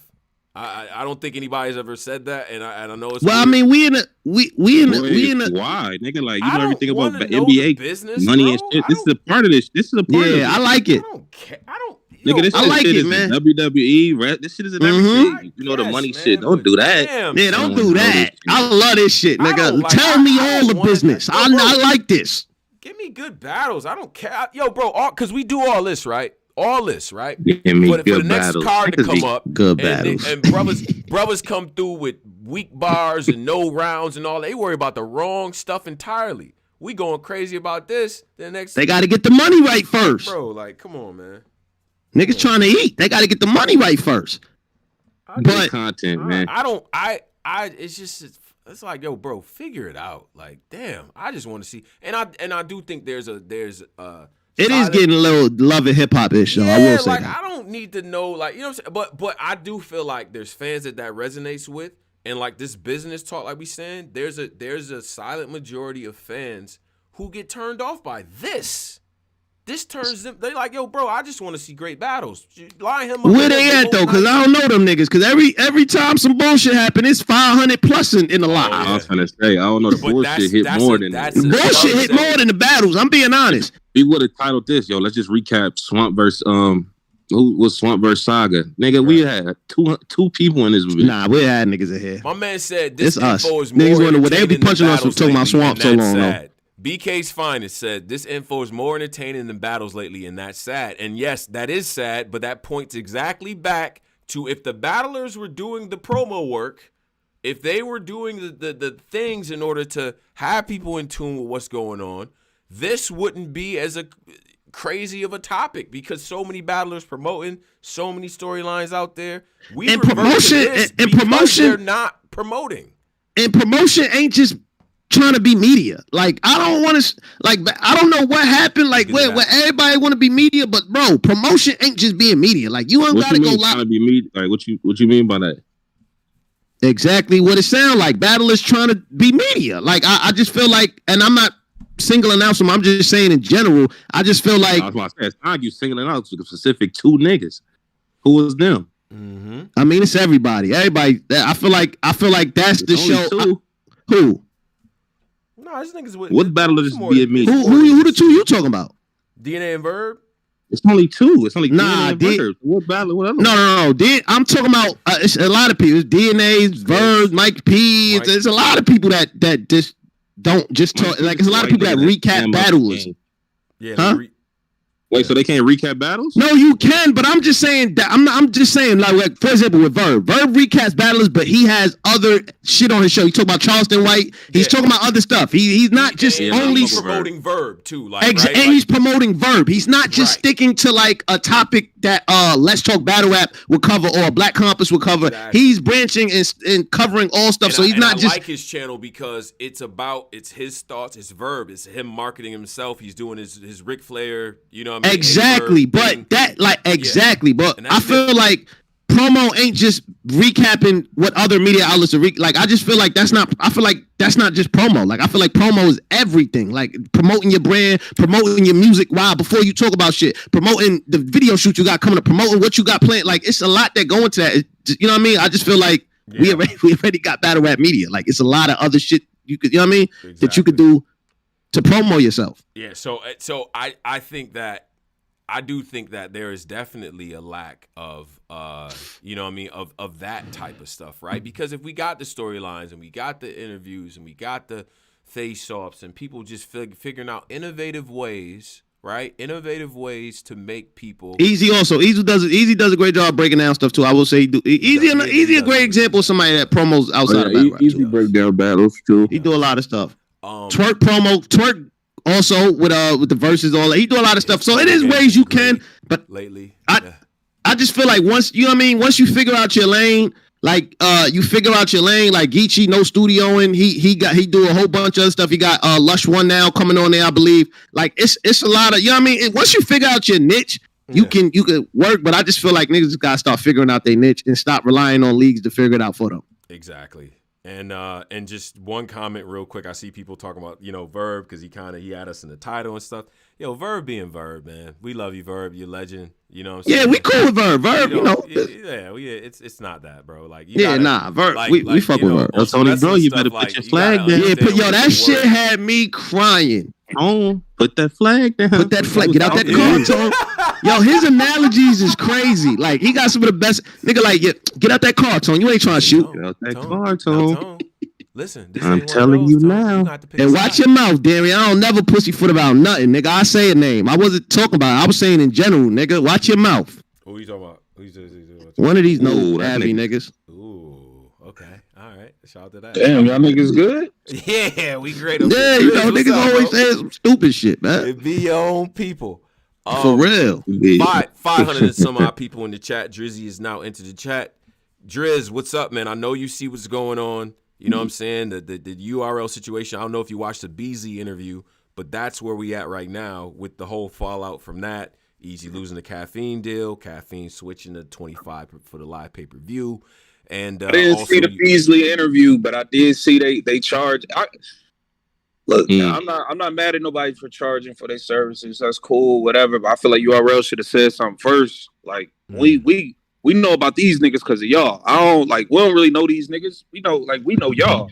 Like why y'all ain't telling me? Y'all niggas knew what was coming. But I got certain questions too. Like, all right, we paid a 25. All right, I paid a 25 for the event. All right, the Remy, the stream was fucked up, whatever. At least we got the VOD right away. Right. If I'm paying 25, let's say Posey get a call. He got to do something for his kid. He missed the battle. Like, is there a VOD for this right away? Or do I got to wait for you slow ass niggas to upload to the app? Nah, there's a VOD option that's going to be there. If you have the app, see, you only paying the 25 to watch it live if you got the app. But if you got the app, you know what I'm saying? Then you Gucci, like, all right, the card will be there on some VOD stuff, like after. It'll be on Caffeine. No, VOD on the app. Like you'll have the battles on the app. That's how I heard it. Is that the battles is gonna be on there if you got your app subscription. You see what I'm saying? So you don't have to pay the 25 if you don't need to watch it live. I got something to do. Okay, so as soon as the event ends, for that app that I pay $7.99 a month on, all the battles is gonna be there right then. This is the way. No, it's gonna live on Caffeine for 7 days, and then once it's removed on Caffeine, you're gonna get an alert for when it's gonna drop on the app. So everything. It's essentially a VOD on Caffeine. Right. Why are they doing this though? Is there a why? Okay. Yeah. The reason why I feel they're doing this is not only to recoup the money they pay the battlers, but I also feel like it's a way to knock out their competitors, being that our different leagues like RBE, any league, they charge $50 to $60 and then they have VOD. So you're paying $50 to $60 plus a VOD. So essentially, all you got to pay for URL, which is the premier league to a lot of people, $25, and you have the same content for 7 days. So they're competing with their competitors by giving you a way cheaper price. Right.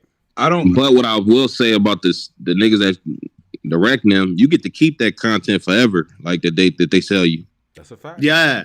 That's a fact. Yep. Like I still got I'm using Tone shit. Tone buy all the shit. I use it. But Tone still got all the shit in his shit. Yeah, I do. Nigga, we still got Gyms versus Averb. I buy every card. I got iBattle subscription, KOTD. I have everything. I do. Yeah, Tone got everything. Tone the nigga, you if you need a Netflix password, you just hit him up and ask him. Yeah, I got. I'll be watching shit from Tone. I'll be watching shit from Tone shit without him even knowing. I just as soon as I type in T Broil, everything pop up. Password. Oh, yeah, I just told him about that. Like, bro, I just go on your shit. I didn't even know my shit was logged into your shit. You be having all this shit. Shh. I've been doing that for 6 years now. Right. And then we gonna look up and Rap Grig will be like, no more sharing passwords. Like, y'all bugging. It's gonna be $10 extra to share password. Yeah, like Nah, Rap Grig, you owe the coach after that last one. Niggas are crazy. Hey, so all right. So Caffeine has the VOD, yeah. All right, so was this a trickle down from Eazy, like making his decision to not re-up and be exclusive? Like Drizzy, I said this earlier. I feel like this literally came from Eazy and Chrome 23. Yeah, I feel like him and Hitman doing what they did. I feel like that, did that change the whole business plan? Like, so. What? That's what I said earlier. I said this shit. The impact from that shit changed everything. Go ahead, Posey, my fault. I feel like it's already happening, but Eazy's able to benefit off this because, his shit is I think it's just a coincidence, but I do think some shit did happen with this, though. Yeah, I think the separation. I think this make Eazy a bigger battler. All this shit make Eazy a bigger battler, a bigger draw. I agree with that. Because he's the first person to have most of his work on the app to transcend outside of that and now say, look, I'm taking the show on the road and now, my brand is bigger than just being, kept behind the app. His words, not mine. You know what I'm saying? Like, I'm bigger than just being on, behind the paywall. The world needs to see what I'm doing because I'm one of them, and I can't argue against that. But know what's crazy? My niggas like 4 days. shout out to Eazy, but we kind of like all the bloggers, even niggas that niggas be getting into whatever. I don't care about none of that. Mm-hmm. All the niggas in media, from bloggers, everybody has been saying this for a few years now. Why aren't y'all negotiating YouTube drops? It's true. Niggas have been saying this for at least for 2 years now, at least. Now, Drizz, let me ask you this, because this is a point that was brought up as well. All right. I just said to Drizz, and they tried to punch. I got a phone call. I know they said some bullshit. I don't know what they said after I left. I know they said some bullshit. I didn't hear what they said. What? Lucky I got a phone call after I said my bar about that. But go ahead. What'd you say, Paul? What'd you say?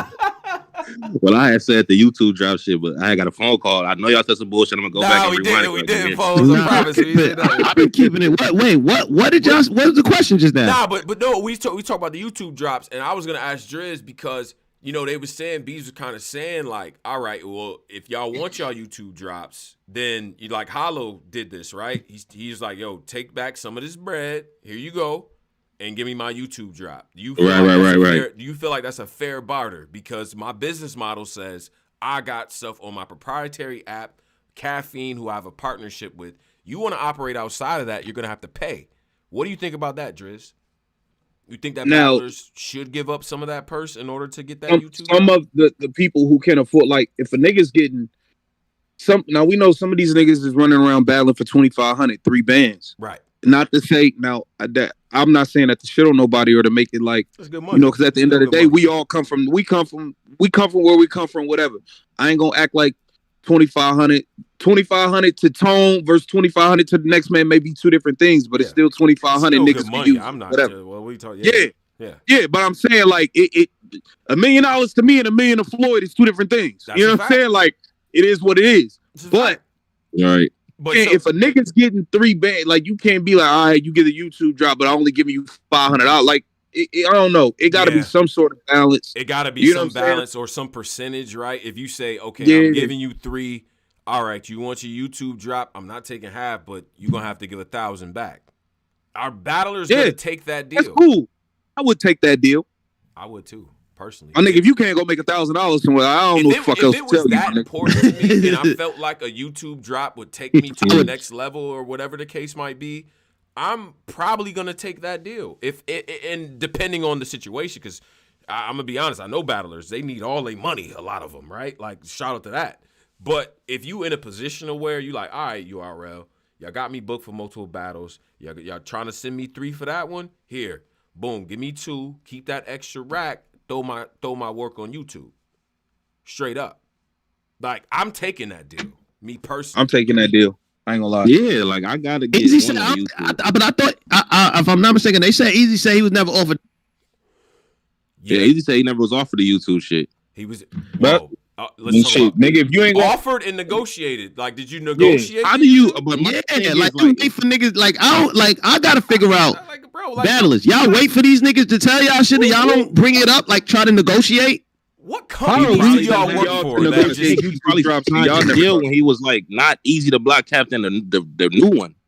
So he couldn't he was already signed. Like but he signed. But that's the thing though. When you sign contracts in anything in life, nigga, you're agreeing to something. You're binding. You putting your judgment on something. Exactly.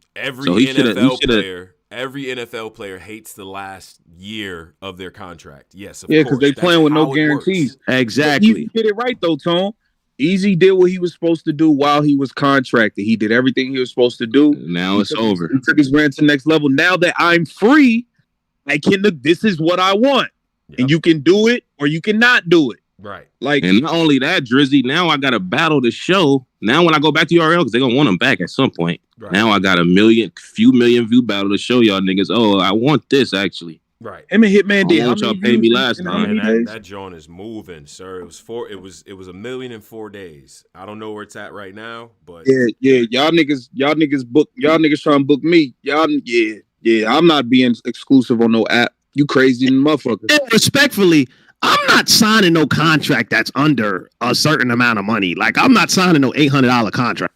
I'm not signing 3-4 battle. And I'm not doing that either. Get 2 battles out of me. You get 2 Battle Jones from now on. I need a Gnome and Summer Madness, and my shit got to drop on YouTube. Right. Keep 2,500 off each. Keep 2 bands off each battle. Cool. The top battlers but you a little bit. I felt like in this situation, I felt like, Eazy played ball. He waited till his contract was about to end, and he I guess he went with what's best for him. Right. So, I mean, but for the artists that don't got it like Eazy, you got to play ball a little bit if you do want to be on Eazy. But all I'm saying is, whenever that contract ends and you feel like your status is up, do not sign that contract with anything again until you renegotiate. All you niggas do got to know. I seen Ace say this. I didn't really see the whole thing. I seen like a sniblet. All you niggas ain't easy to block, Captain. That's one. Let's do that. Let's get there. All of you niggas are not easy to block, Captain. So being that all of y'all are not him, if y'all all not gonna be on one accord, then you niggas better stick to the fucking script. Unless all of y'all are gonna come together, which we know y'all niggas don't do. It don't happen in the NBA Players Association. It don't happen in the NFL. It never happened. Niggas ain't coming together for no bread. Yeah, so unless all y'all niggas are gonna come together, y'all better realize y'all not all him, and don't try a power move that you don't got the power to pull off. Right, I agree with that. You has to be on Gates of the Garden begging for a plate somewhere in 3 months. And I want to get to something that Beasley said that's very important to me. And there's 532 people in here. If you have Twitter right now, hashtag NBS Drop the Audio. Hashtag NBS Drop the Audio. Beasley he said that in the thing. I got racks for this young man if he can produce. No, we need that. He said he got 25. He said he got 25 for you, NBS. I need everybody. Hashtag 25,000. Drop what audio? Drop the audio. That he said Beasley did such as. Remember he said Beasley. I need that audio tomorrow. Oh yeah, the nigga that was stuttering all on Angry Fan. Yup. NBS. Yeah, let's get to that. I need that, sir. That's an easy 25. I'm gonna tell y'all right now, Pose, Drizz. You know what I'm saying? I love y'all to death. But if Beasley said, first of all, they give out 20 racks to not cover these other leagues. Like we URL people, like we not covering none of y'all. I'm gonna be honest. 25, but that'd be the MBS gotta cut the bullshit, I ever man. Made in my life. He gotta cut the bullshit, man. And we need that audio.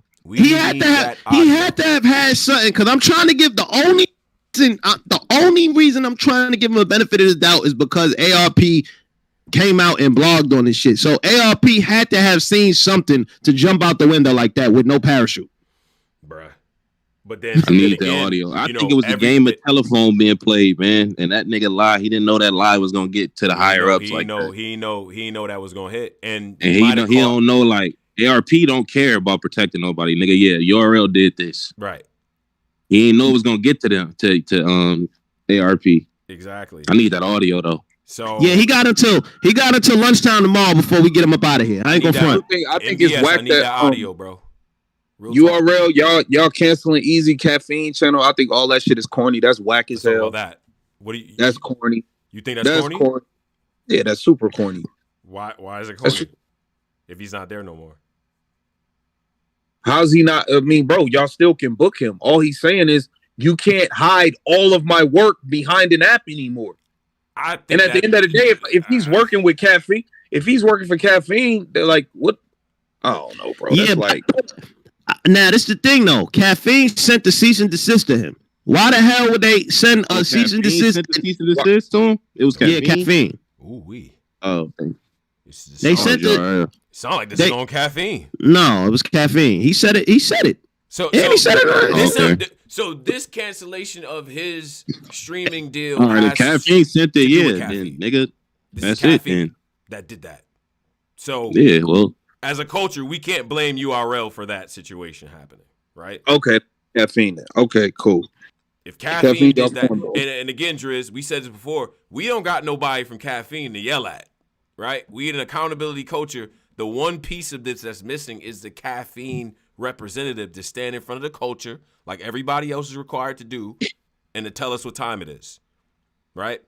So yeah, but you know how it is, Toll. You bring a nigga to my house, I fuck with you, Toll. This nigga still, I can't call that nigga. I'm calling you, nigga. You brought this nigga to my fucking house, nigga. Fuck is you talking about?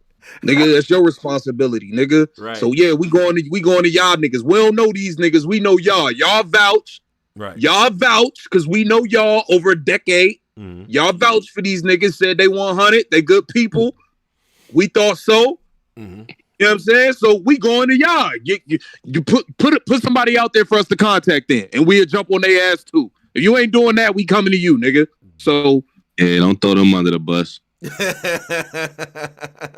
that was Caffeine that did that to Eazy. Nah, like, Well, if they sent the C and D, what that got to do with URL? All right, you could have stopped that. What you mean they could have stopped it? You could have talked to Jeff and them or whoever at Caffeine. Caffeine is gangster. They cancel Eazy and they charge $25 for the live pay-per-view. We need to talk to them. Badly. All right, Caffeine, y'all got to remember y'all guest over here. Yeah. We will find a way without paying you. Relax. With us. I'm leaving here with something this weekend. Leaving here with something this weekend. Yeah, we could definitely leave here with something for real. Like, you gotta understand, niggas do this culture do niggas dirty who they've been listening to for 6-7 years. We don't know y'all niggas like that. We will definitely find y'all shit somewhere. Y'all motherfucking stream be on the next porn site, nigga. But y'all niggas is playing. Y'all niggas is playing. Jesus. Y'all niggas better be cool. Going to X videos to watch battle rap is insane. What? I did. I'm from the trenches, nigga. I had to do it. Don't do that. Now niggas acting like they too high and mighty for that. No, it's insane, nigga. We had to do it. Pose, you put your phone on like incognito mode. Yeah, you go. You feel like I just had to do it a couple times. Hey, I'm happy for Eazy though, man. Man, do your thing. Do your fucking battle, thing. You got get your YouTube back popping. Roxy Reynolds in the corner while you watch. Right. We had to do, dog. Right, nigga. But I thought that's why Caffeine was in this shit, because we didn't want to do that no more. Should say Brazzers, like sponsored by Brazzers. Here's some battle rap for y'all. Yo, PhD, you nasty for saying Brazzers too. And everybody who's laughing is disgusting too. Yeah. That shit. You gotta be a real nigga. You said, well, I had my mic on mute this whole time. What you say? Hey, yo. So we got that. And again, I will say, I need that audio. I need to hear Beasley tell you. Yeah, I need that NBS. We ain't done. Hear Beasley tell you that he's going to pay you to not cover other leagues. I need to hear that. For me, personally. I do. Because I need that audio too. I need to hear that too. Where my check at? Where Black check at? Where Frank? I need to hear that personally.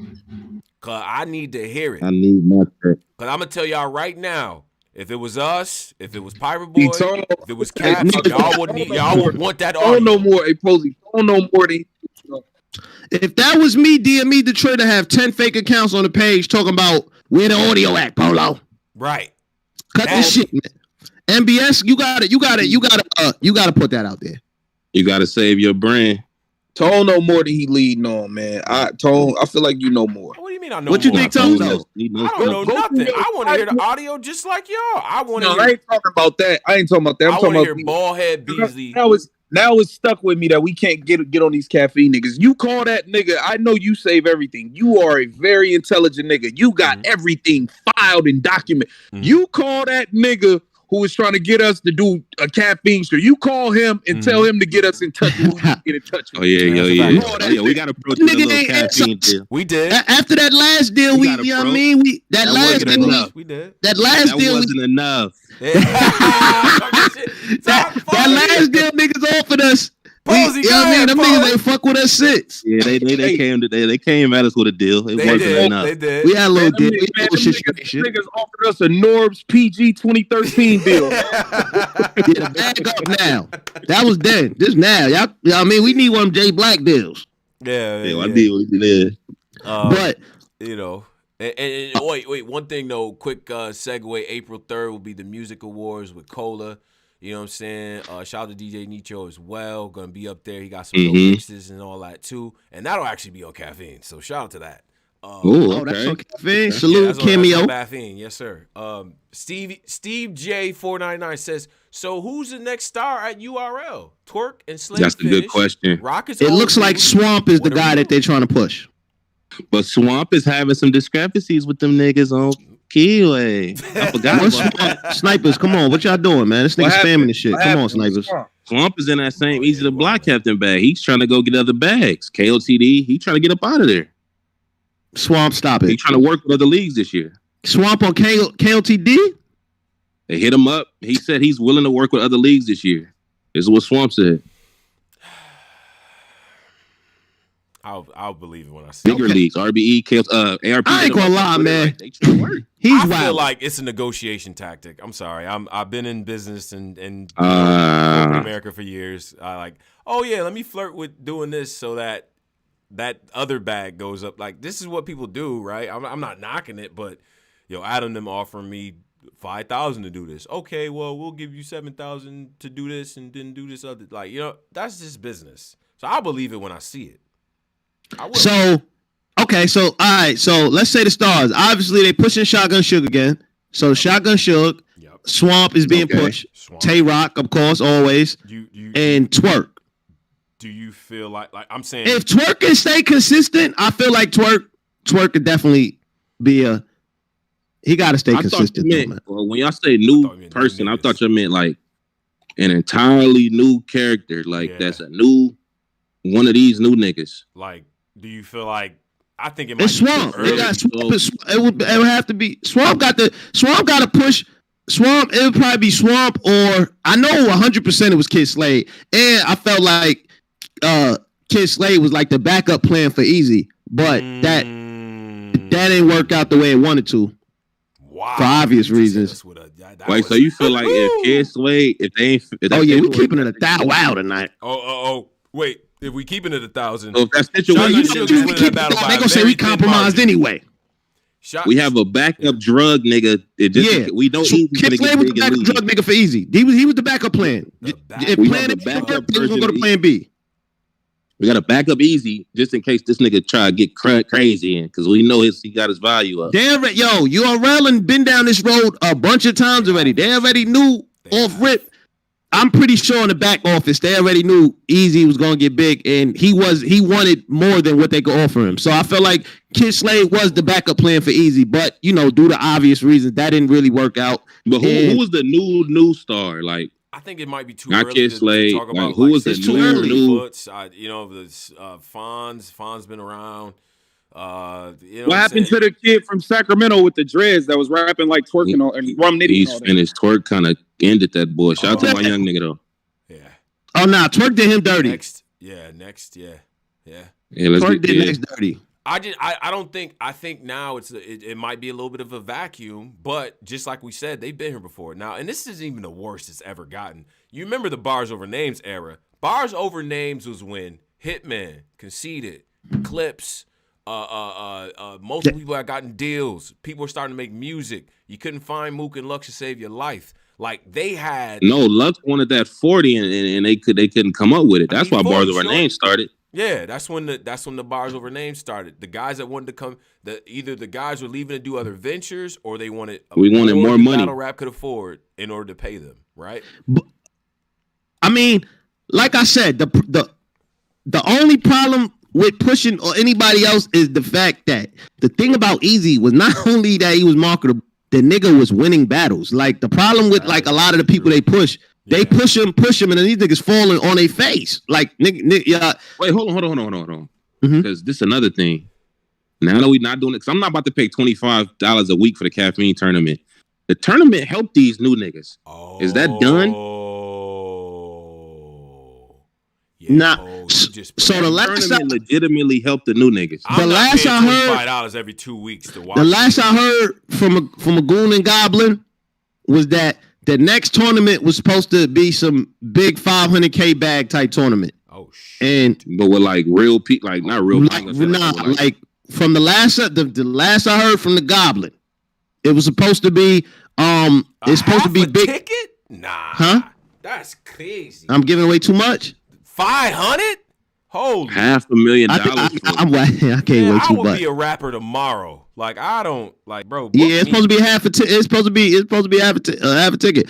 And it's supposed to be the name's supposed to be. It could be. It's supposed to be. It could be anything. Big names, legend names. God.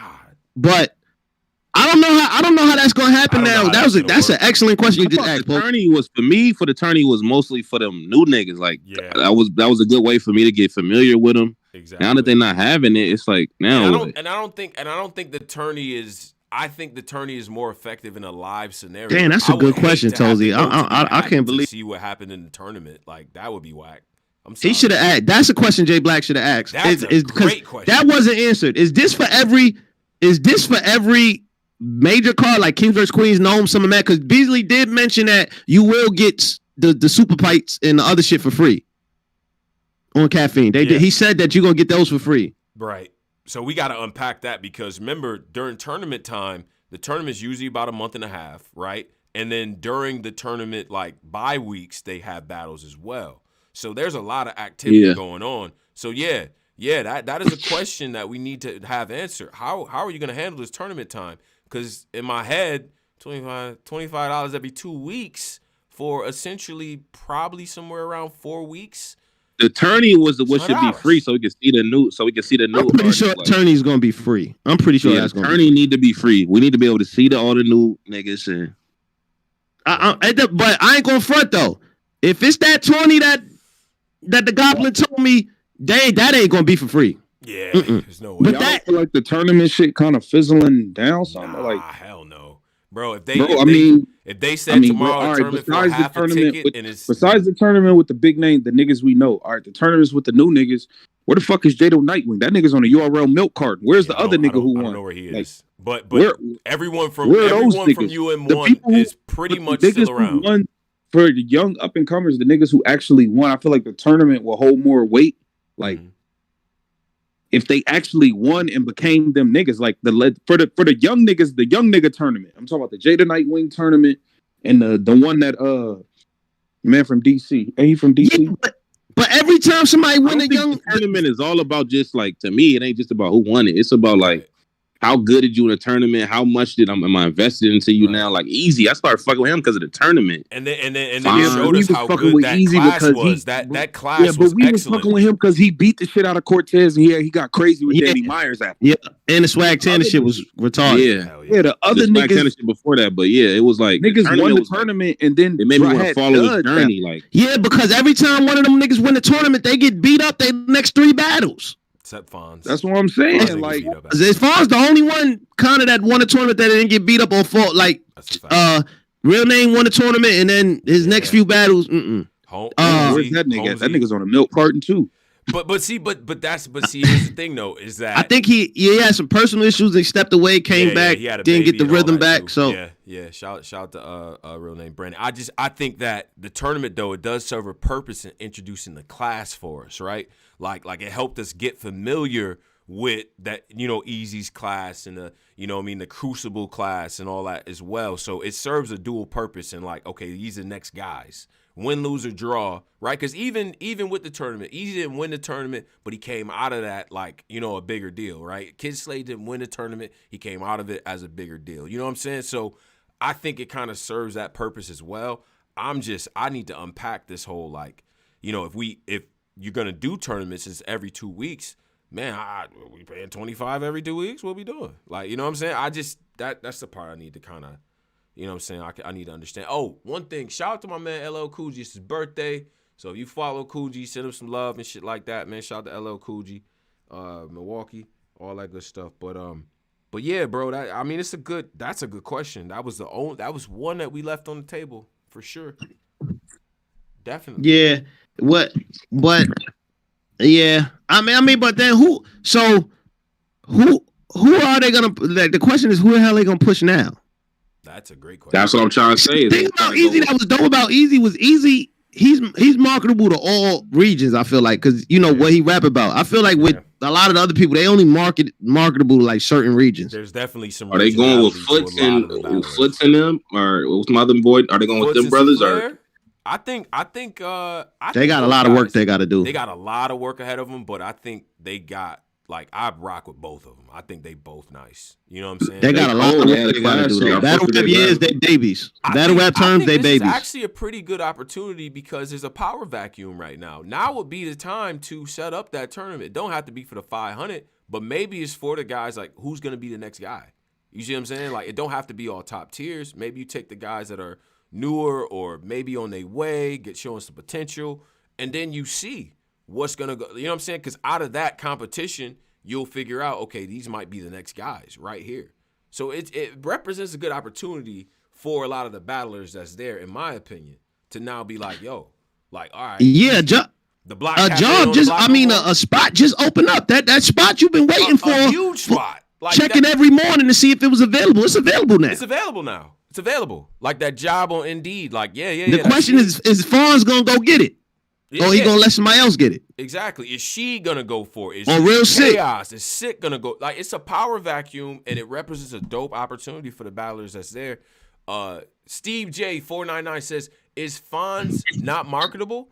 Why he ain't getting the extra push? Him and Eazy was cooking at the same time. Is it because Eazy was? Is it because Fonz ain't join a group?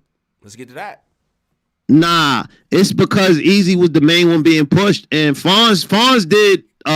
He slowed down after the tournament for a little bit. Then he started cooking up again. Eazy never slowed down. Right. And that's literally the only difference. Right.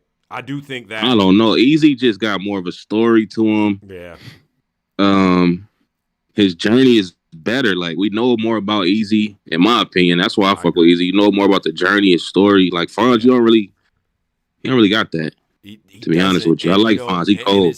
It's like, okay, interesting guy, done interviews with us, but culture-wise, I feel like, okay, we kind of probably need more from the marketing standpoint, just the interaction and all that stuff. Eazy was really good. Eazy does more, bro. Eazy was interviewing niggas. He was doing battle breakdowns. He had a show on Caffeine. He had his own show on YouTube.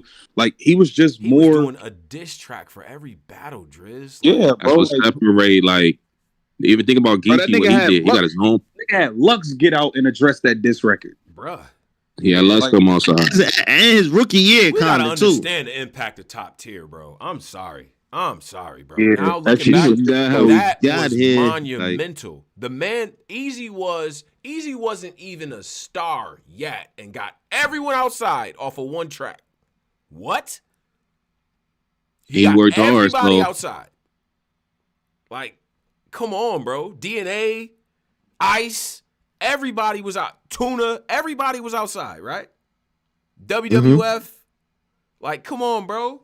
It's just, yo, bro, like that. Used to do this shit for fun. Y'all got Cal over that, though. The people that's left, y'all ain't gonna get that easy spot easily. You hear me? Y'all ain't gonna get that spot. What you think about Beasley saying? Since we asked who the stars for your rap, what you think about Beasley saying who the stars for YouTube? That's a good point. Stars for YouTube. Niggas is funny. That's what Eazy said. I swear to God, that's what he said. Yeah, he did. Funny. Who them stars? Let's go. Let's name them. Man, Eazy the block captain. You a funny nigga. Let's get to it. Shut up, Pose. Shut up. Let's get to that. You a funny nigga. He said besides Eazy. Oh, niggas want to have asterisks to shit. Niggas he did say that. I get that nigga knew niggas was gonna say Eazy first day. He said besides Eazy. Yeah. Come on, bro. Who else? Who else did YouTube make stars? Who's the current stars of YouTube? Let's talk about it. Who are the current stars of YouTube right now? Hey, man. That's not already established. That's a new artist like Eazy. Okay, new artists is nobody. You niggas is funny. Okay, let's get to that then. Nobody. A-Ward. And he brought you didn't watch it and you falling right into the J Black. Hey, J Black said A-Ward. And then he said, yo, don't say A-Ward or Eazy. He said No. He broke down A-Ward. He said A-Ward been around for 10 years and is just now kind of starting, and he still ain't all the way there yet. He's just now starting to get noticed. So YouTube don't make you a crazy star like how people is marketing.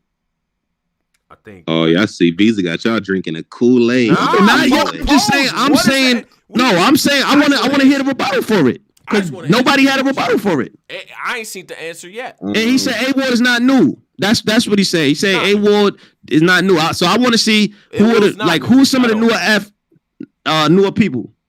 Newer acts. Okay, let's get to that. Yeah, niggas is funny. Yeah, Pose. Easy. Yeah, nigga, don't laugh. Yep. You can't answer this shit. You can't. There's no answer. I've tried. I've literally sat here like I've looked up and I'm like, damn, who the fuck? You got potential. Let me see what I love Coach Corleone. I love. And I feel like that's the only way URL is gonna come back to YouTube. Once YouTube start making a new star that goes against their farming system and is able to rise up from YouTube just strictly off of YouTube, URL, like they're gonna come right back to YouTube. I guarantee you. And Caution and a lot of these, a lot of different bricks and a lot of the, the homies. I manage one of the guys over there, my man Def. If all these people, if people start to become stars and get that type of traction, that's gonna force the hand. You gonna see you don't think the business model gonna change? Come on now. It already changed. But look how fast the business model just changed off a successful event 2 weeks ago. So can you imagine if somebody on somebody on YouTube comes up and becomes a star like Eazy the Block Captain without URL? What do you think is going to happen? They're going to have to be forced to now go back to YouTube because YouTube is making stars again and putting people in algorithms. Bingo. So the question was, who are the stars, the new stars that have been generated over the last couple of years since URL has left YouTube? Give us a time, like. No, I'm gonna say since URL left COVID. YouTube. Since COVID. It was probably since COVID. Okay, right? Since COVID. And when you said we can't do A-Ward because y'all said he been for 10 years. Yeah, he's okay. Let's do this. Yeah. Let's get to that.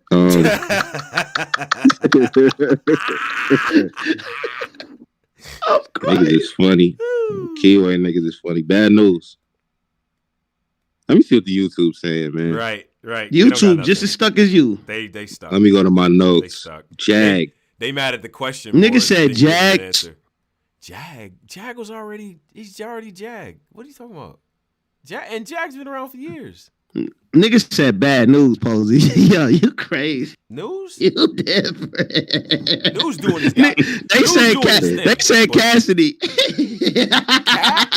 Bro, Cassidy multi-platinum artist before he decided to battle rap. That's what I'm saying. It's like, it's easy to argue we need YouTube point. I'm with y'all. Like, I'm with y'all. I love YouTube drops. But if we can't single-handedly point out who's benefiting from it, then how the hell, you know what I mean? Like that, like I can kind of understand that from their point. Like, how the hell, why should we change what we doing if YouTube ain't making no stars? Who's the star of YouTube that we need to know about? Well, we can't see because we can't.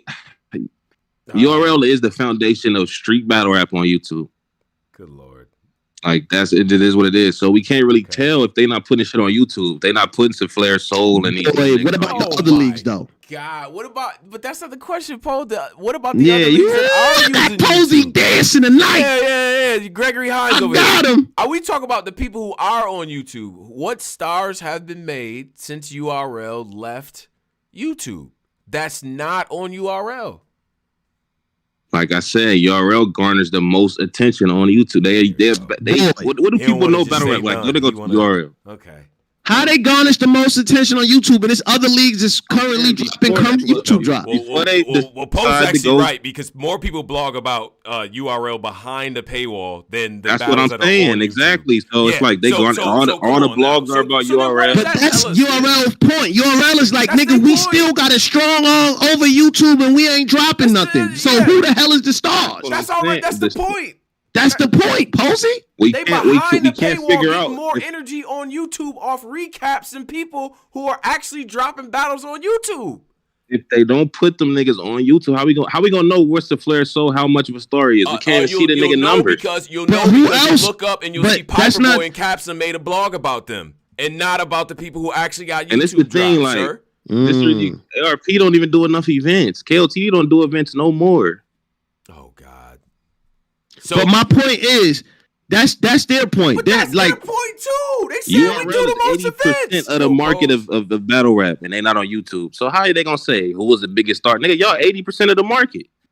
80%. The only people you can honestly say that survive without on YouTube, you could say Ill Will, but Ill Will been around. He got crazy classic moments on URL, so you can't even really say Ill Will. Some of his best moments came on there. Then you could say A-Ward, but A-Ward has been around for a minute. So, and it's like part of A-Ward mystique about A-Ward is the fact that he's beefing with URL. He don't want to set on URL. So yes, that part right there kind of pushed him forward. But who else can we name?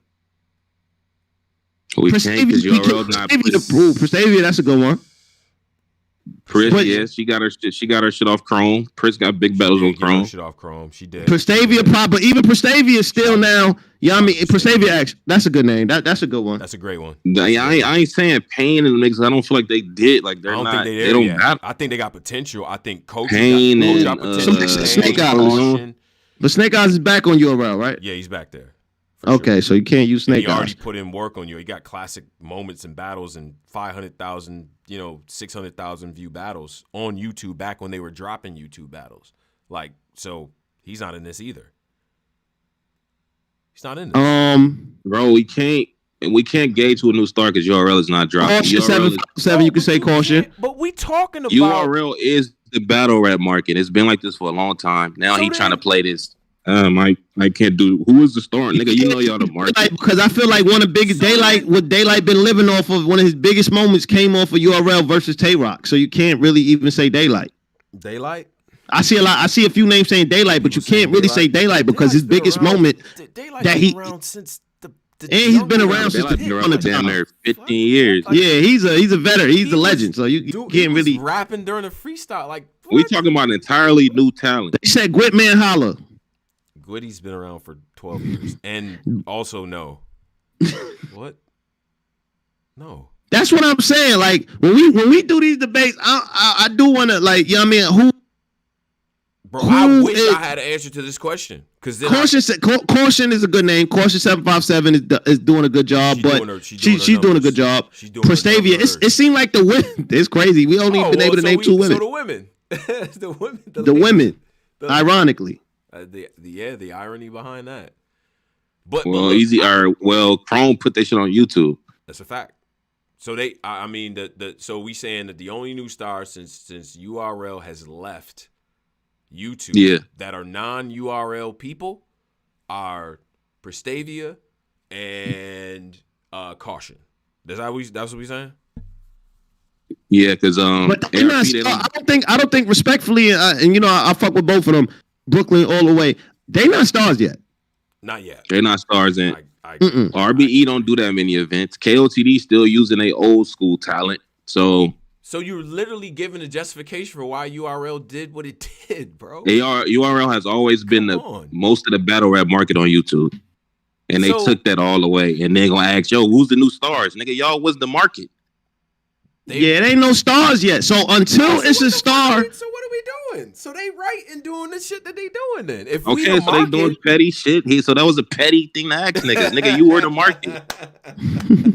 That's the and that's what they are the market. They are the biggest deal. They're not on YouTube. It's, you know what I'm saying? Whatever. But then I asked you. Oh, is that what he wanted niggas to say? Y'all a big deal. So y'all need to come in. Is that what I guess he was trying to get people to say what Jay Black should have done? I would have rebutted to that would have been exact what you said. Like, nigga, y'all the market. Like, y'all got everybody, so it's hard to really say that. And then what he's probably gonna say to me is, then why are the other leagues complaining about us not being on? Like, why do other people complain about us not being on YouTube? And then I have to say, URL not being on YouTube hurt the views for the entire industry. Except Posey Dizzy. Yeah, and I'm just saying that URL not being on YouTube, the impact was all the views for battles overall that are on YouTube has gone down, right? It's going down. I just wish I would have seen this Beasley interview. I can't punch because I didn't see the Beasley interview. Nah, he hit every question a nigga would have thought to ask. He was very he definitely was trained for this one. Listen, it's an important. They said, "Fine, fuck it, King Bow." King Bow, like go for stars. Like I feel like King Bow is about to go crazy against David. No, he's not. Stop it. I do. I fuck with him, man. He good dude, good energy, but stop it. I feel like he about to go crazy. Like, stop it. He's finna get his head beat in. Stop it. Daylight finna get up there and King back. He finna name flip him to death. And then niggas is about to be, oh my God, we gotta see Daylight versus Lux. Lux ain't ready for this. King Bob. We already know what's about to happen. He was like, see, that's the beauty of all of this. That's the beauty of all of this. Okay, I still have to rap. Well, what is this? That whisper? nigga sounds like a rock. What is you this making me whispering uncomfortable thing with he this does? voice. I still have to rap. Okay, I have to rap, Cola. He was tight at Cola. He's like, King Bob, if you say that. Nah, Cola had me crying.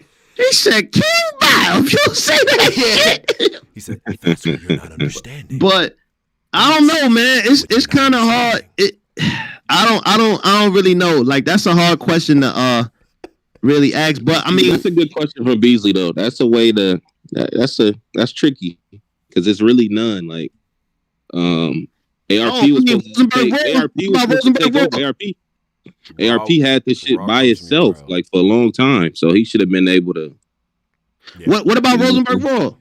Rosenberg Raw. That nigga been around since the inception of shit. He started off clean and Rosenberg. So you don't think he got like the ECW, like he ain't the face over there, like Jeff Jarrett and like AEW, none of that? He's definitely the Tommy Dreamer of RBE right now. I'm gonna come clean. Like he's he's fire.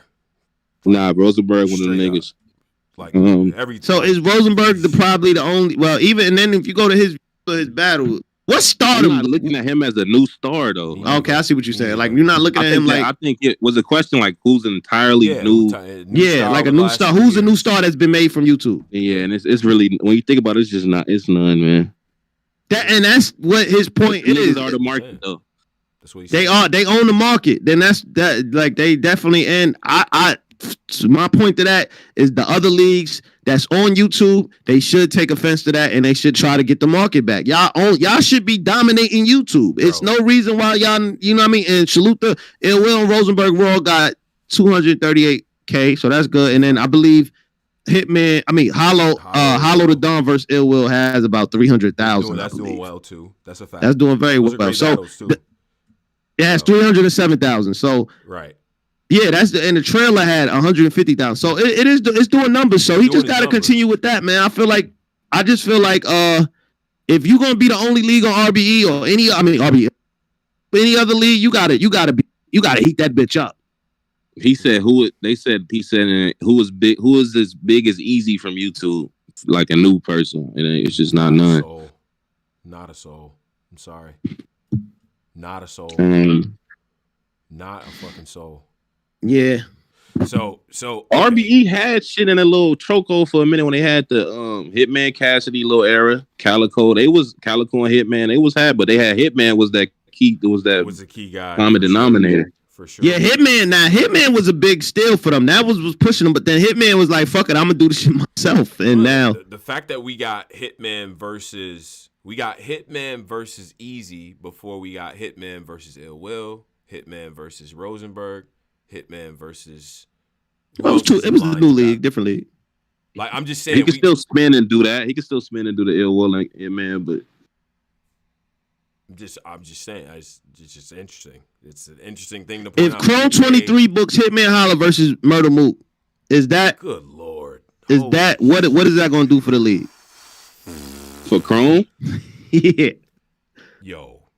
First of all, a Mook back, and that's in New York City. That's a power move from Rim. Like Rim saying, "Fuck y'all!" Like I'm about to get this shit done. Yeah, that's a super powerful. And I'm gonna be honest, Murder Mook battle in New York City right now, shit. What you talking about? Nah, Murder Mook versus Hitman to probably break the building. That'll break Manhattan. Like what? Like that's insane. I'm sorry. In New York City. Like we can't leave that factor out. She's doing her work in New York. That matters. I'm sorry. Yeah, that's and I think that's another thing people don't remember. Matters. It does. That New York market mattered. When RBE was out here going to drum and all the clubs, they was bubbling. You get Papoose and Joe and Ghostface and all these different people coming out. New York City. And it's Remy. It's right there. All the celebrities out here. It's nothing for them to come up the block to go to Manhattan to go to an event. And that's the key thing. You know what I'm saying? Just, hey, that New York market, it do mean something. It does. It does. Respect to Atlanta, but that Atlanta ain't got shit on this New York battle rap crowd. Though. Yeah, exactly. And you know, and we could say that because we've been to both. I'm gonna be honest. I'm telling you, if you've been to an event in Atlanta, a battle rap event, but you come to one in New York, you never want to go to another Atlanta. Because, you know, Atlanta has a better, like, after-party situation. That's the only thing I hate about New York. New York New York is New York. It's still on some after-party shit. But, all right, so that's cool. That's cool. That's where we at with this stuff. SYKQ Lifestyle. That's insane. 499 says, leagues don't have the money to recruit talent. Meanwhile, URL is going to other leagues. I mean, ARP just did a blog where he said he make mad money off YouTube. So yeah. Well, good for him. You don't know what money they got. Now, my man, you saying that he said his donation. He says leagues don't have the money to recruit talent. Meanwhile, URL is going to other leagues and grabbing talent before they can make real noise. They ain't doing that no more. They got a whole Crucible program set up. About the Crucible sick lifestyle. I think that's how he said sick lifestyle, but not sick in the real sick way, but actually sick. Like, bro, what are you talking about? The Crucible is around, and in fact, the Crucible is probably more fair than the PG process. Before it was just, you know, Norbs going to different places and scouting talent and coming back and saying, okay, well, this guy seems like he might be worth a shot. Now, the Crucible is all regions, all battlers, everybody who's in college right now, and even some established battlers do it, right? And it's flat in the hierarchy. And whatever comes out the Crucible comes out the Crucible. So, you know, if you got more DMV people, it's just, hey, that region was just hotter. You know what I'm saying? I feel like that's a more fair way to do it, to be real. Like, everybody has a shot at the stuff now. The politics is not there. You see that it's less complaints about the politics now because we have an open process here, right? So, but yeah, bro, I think, man, shout out to the donation, but bruh, like, I don't know where you been, but Leagues don't have the money to recruit talent. Meanwhile, y'all's going to other leagues and grabbing talent before they get to okay. And then RBE has their brick process as well, and they're pulling like that's just from iBattle. You got Caution from Virginia, Jay Breed, Zay from from down south and all that. They getting people from Wartown and Body Bag and all these different places as well. So I don't think that's the case, bro. Like, RB has actually stepped up their recruiting effort pretty well, in my opinion. Shout out to Wing and Lawrence for that, They just need more events, and they need to put these niggas. They're doing a great job, though, of building their own talent. I will say that. The Bricks has definitely been a great journey and shit like that. They doing a good job with that. And there's forthcoming cards on that, too. So the people that are like, okay, what's going on with that? Like, they're putting them in they got a whole plan to put them in motion, and you'll see a lot more content from RBE this year, right? So RBE release battles slow. That's their issue. They release battles really slow. Like, wait, this shit didn't this shit happen like months ago? That's because they got a video on demand service and they want to get as much money as they can before they release it to YouTube. Before they release it, right? Yeah. So they damn near doing the same shit. They doing the same exact thing. But they release their shit super slow. I'll be like, nigga, didn't this shit happen like 2 months ago? Yeah. But seriously. That must be my issue with them. KOTD put their shit out fast to the point where you damn near don't even want to watch. Like, it's like, my nigga, y'all just put out 6 battles in 6 days. Like, that nigga's tripping. Yeah, nah, King of the Dot, they definitely, when they was doing their YouTube drops, they really good at that. Yeah, they wasn't playing around. Now on Twitch, like their Twitch, I got the Twitch subscription. On the Twitch, you get the full live stream plus the commentary after the battle interview. Like, you get the entire event. Like, you see what I'm saying? Like, for months. Like, you know what I mean? Like, they do really give you a lot of content. I got to shout out the iBattle app, too, because they added some dope bells and whistles to that, too. And they got a whole schedule of release dates and all that as well. So that's what KOD was good for. They'd give you a release date at least. Right. Release it here. Yeah, so, I mean, do you think this took away from Kings vs. Queens, the actual card, though? That's a great question. Yes. I haven't heard no niggas breaking down nothing on the card, yo. K-Rock about nothing, bro. Only thing niggas talking about is this Beasley shit, nothing like this money shit, $25. That's why they should have rolled this out earlier. Right. Yeah, that took away from the whole card. You got Jazz battling Clips, and I don't see a soul talking about it. It did take away from that, and it's tough because this is what people want to hear about, bro. This is what people want to hear about, and You know, so it's I wonder how this situation is gonna work out. I do feel like as a culture we tend to like over rotate to one side. You know what I'm saying? Like we tend to like, you know what I mean? We jump on one bandwagon and then it's like, oh, wait a minute, this might not be like that. So we gotta see what happens because, man, what Eazy did was the equivalent of a nuclear bomb to this culture, and we seeing the fallout from the nuclear bomb. URLs changed their business model, right?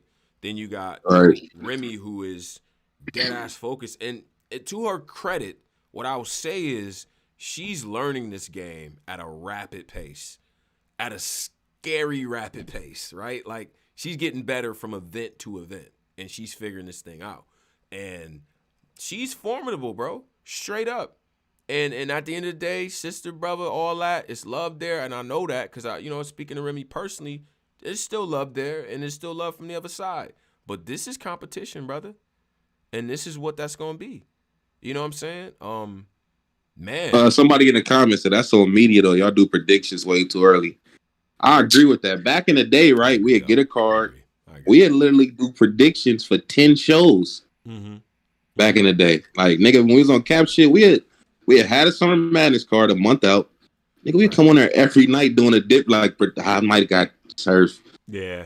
It ain't really like that no more. We get the card. Nigga, you naming some. We was doing shit that was like on Angry Fan.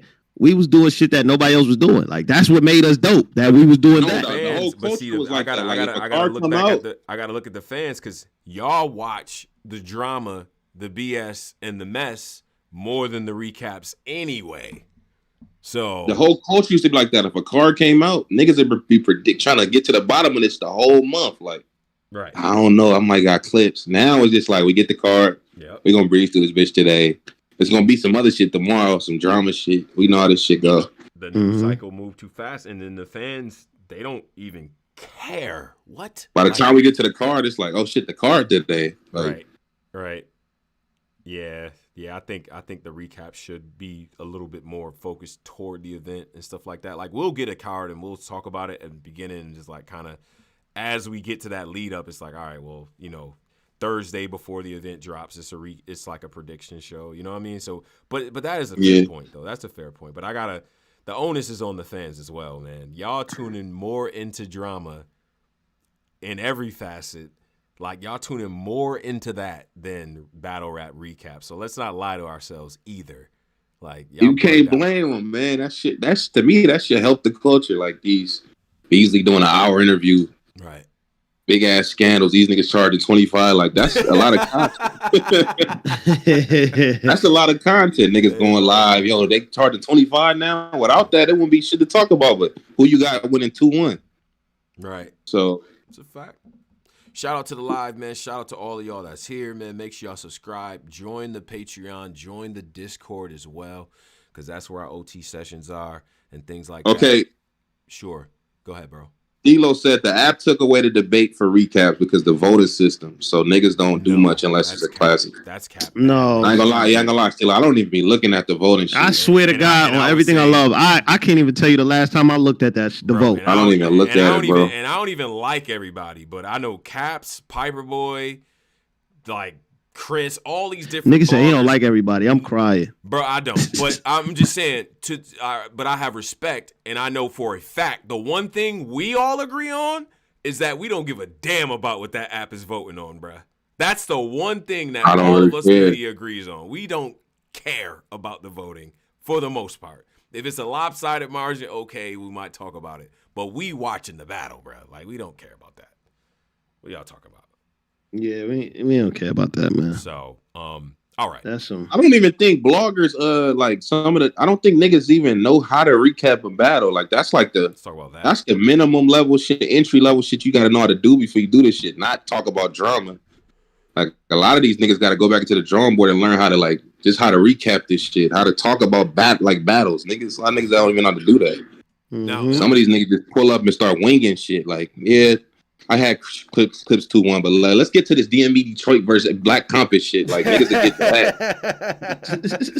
that. But yeah, I had that, but fuck all that. Let's talk about fuck all that. Let's get to this Battle True versus such like niggas don't be so. A lot of you new niggas, I've been doing this for 10. Y'all gotta learn how to recap first before y'all start jumping in it. It's some of the OGs we know how to recap before we start doing this drama shit. This shit came with the shit and it's fire, but we know how to recap the shit. We could take away that shit and just have a battle rap show if y'all want to. Right. So now niggas gotta get back to that. Vada does recaps. He probably, and again, not somebody I super tune into, but the stuff that I have, he does recaps on battles all the time. Yeah. And you know what I'm saying? Like Battle Rap Outlet, Temp Check, like they do they battle rap stuff. But again, that's not usually the content that y'all brothers is watching. It's not. Yeah, sometimes it's not. But sometimes you need antagonists. Like I like watching DME and niggas who other people that's just antagonists. Like, man, fuck that. Fuck these. Like I like watching that. It's different portions of battle rap. I go watch that. I go watch this. But everybody who do this shit should know how to recap. That's a fact. But I feel like a lot of people ain't recapping battles no more. Niggas is just recapping drama. Like niggas is focusing on drama. Nobody ain't talking about battle rap no more. So you gotta for y'all fans that want to hear about battle rap, y'all gotta tell the y'all peers, the media you watch, to talk about battle rap. Hey, let's not cover this bullshit one day. Let's just talk about some battles. Let's do a battle day. Niggas ain't doing that. On life. Because it's hard to do. I'm gonna be honest. It's hard for us to just come up here and like let's do a whole battle rap. It's tough. It's like, all right, let's start getting to this. It just got tougher, man. I think we just started a trend up here, making moves. Major said clips 3-0, but let's get to this battle truth and tone smoke. Like that's literally. I'm gonna be honest. YouTube community, Discord community. That I hate y'all. Like that. Y'all do that. y'all definitely do that, bro. Niggas be like, I'm not mad at people being antagonists or talking shit, being drama blogs, but I want niggas to be able, like, when we strip this shit away, how good is that nigga at recapping? Mm-hmm. How good is that nigga at talking about the intricacies of this battle rap shit? Because that's what we got into this shit for. Yeah. So just be good at that too. Like, be good at the antagonist shit and be good at battle. And most of the niggas that do it, I don't know if they are. I agree. Mm-hmm. Now, but most niggas started by just doing recaps. Caps. DME used to just do like a lot of niggas used to just do recaps, but us, we used to just do recaps. And we got into more of this lane, but it's hard to just do recaps. So I'm gonna come clean. It is though. It is because there's a lot of other facets to the culture. And shout out to y'all. Still 516 in here. We're almost at 200 likes, y'all. I appreciate that, but let's get the likes up. So definitely hit the likes and all that. We bought at 215, so we probably gonna close this out soon. The people that's in the YouTube, join the Discord. We'll do the overtime. We get crazy on that. So shout out to that. And you know what I mean? This is an interesting time in battle rap. And again, like with all the commenters up here, you hear something you don't agree with, or you want to drop a comment in the description box, do that, bro. You got questions, all of that. We very, you know what I'm saying? We into that because this is not a cut and dry situation. You might hear our points up here or, how we're attacking it, right? But just like how we doing it, there are different angles and things to look at this stuff by, right? So, we just breaking down the different ways of the different angles and stuff. And again, we rock with everybody. You know what I'm saying? Like, we was there when the RB doors opened. You see what I'm saying? Like, when Chrome opened, like, we there. You know what I mean? With everybody. So we want to see brothers eat and be prosperous, but we got to deal with what this is. You know what I'm saying? Right. So that's what that is, man. So shout out to y'all. Shout out to everybody that's still been here, still rocking with us, man. Big salute. I know it feel like brothers be mad at us every week for some reason. I don't know what that's about, but we still here. We still here. Every week is something. But it's a part of the game, man. That's all, man. Yeah, when you elevating. So I go. Black Compass Media. Big salute to everybody. Make sure y'all follow us. Let me drop this Patreon link too for everybody in here. Listen, we got a Patreon, and on the Patreon, you get access to exclusive announcements. You get shows, overtimes. We back doing shows every week. So the Patreon is going to be filled up with plenty of overtimes, plenty of stuff we working on. So I just dropped the Patreon link. Y'all can just click that and become a Patreon. There was a dope afternoon convo about all of this stuff that's going to be on Patreon as well. Shout out to the brothers that participated in that. King and Phil and Akbar and Boom. Big salute to y'all for that. So that's going to be up there as well. So we're going to have them community conversations up here. And we got some other big announcements we can't quite talk about, but that's what we've been, you know what I mean? We've been working on some things, y'all. We're working on some things for the coaching. But salute to everybody, man. Y'all be safe. You know what I'm saying? Hug y'all kids and all that good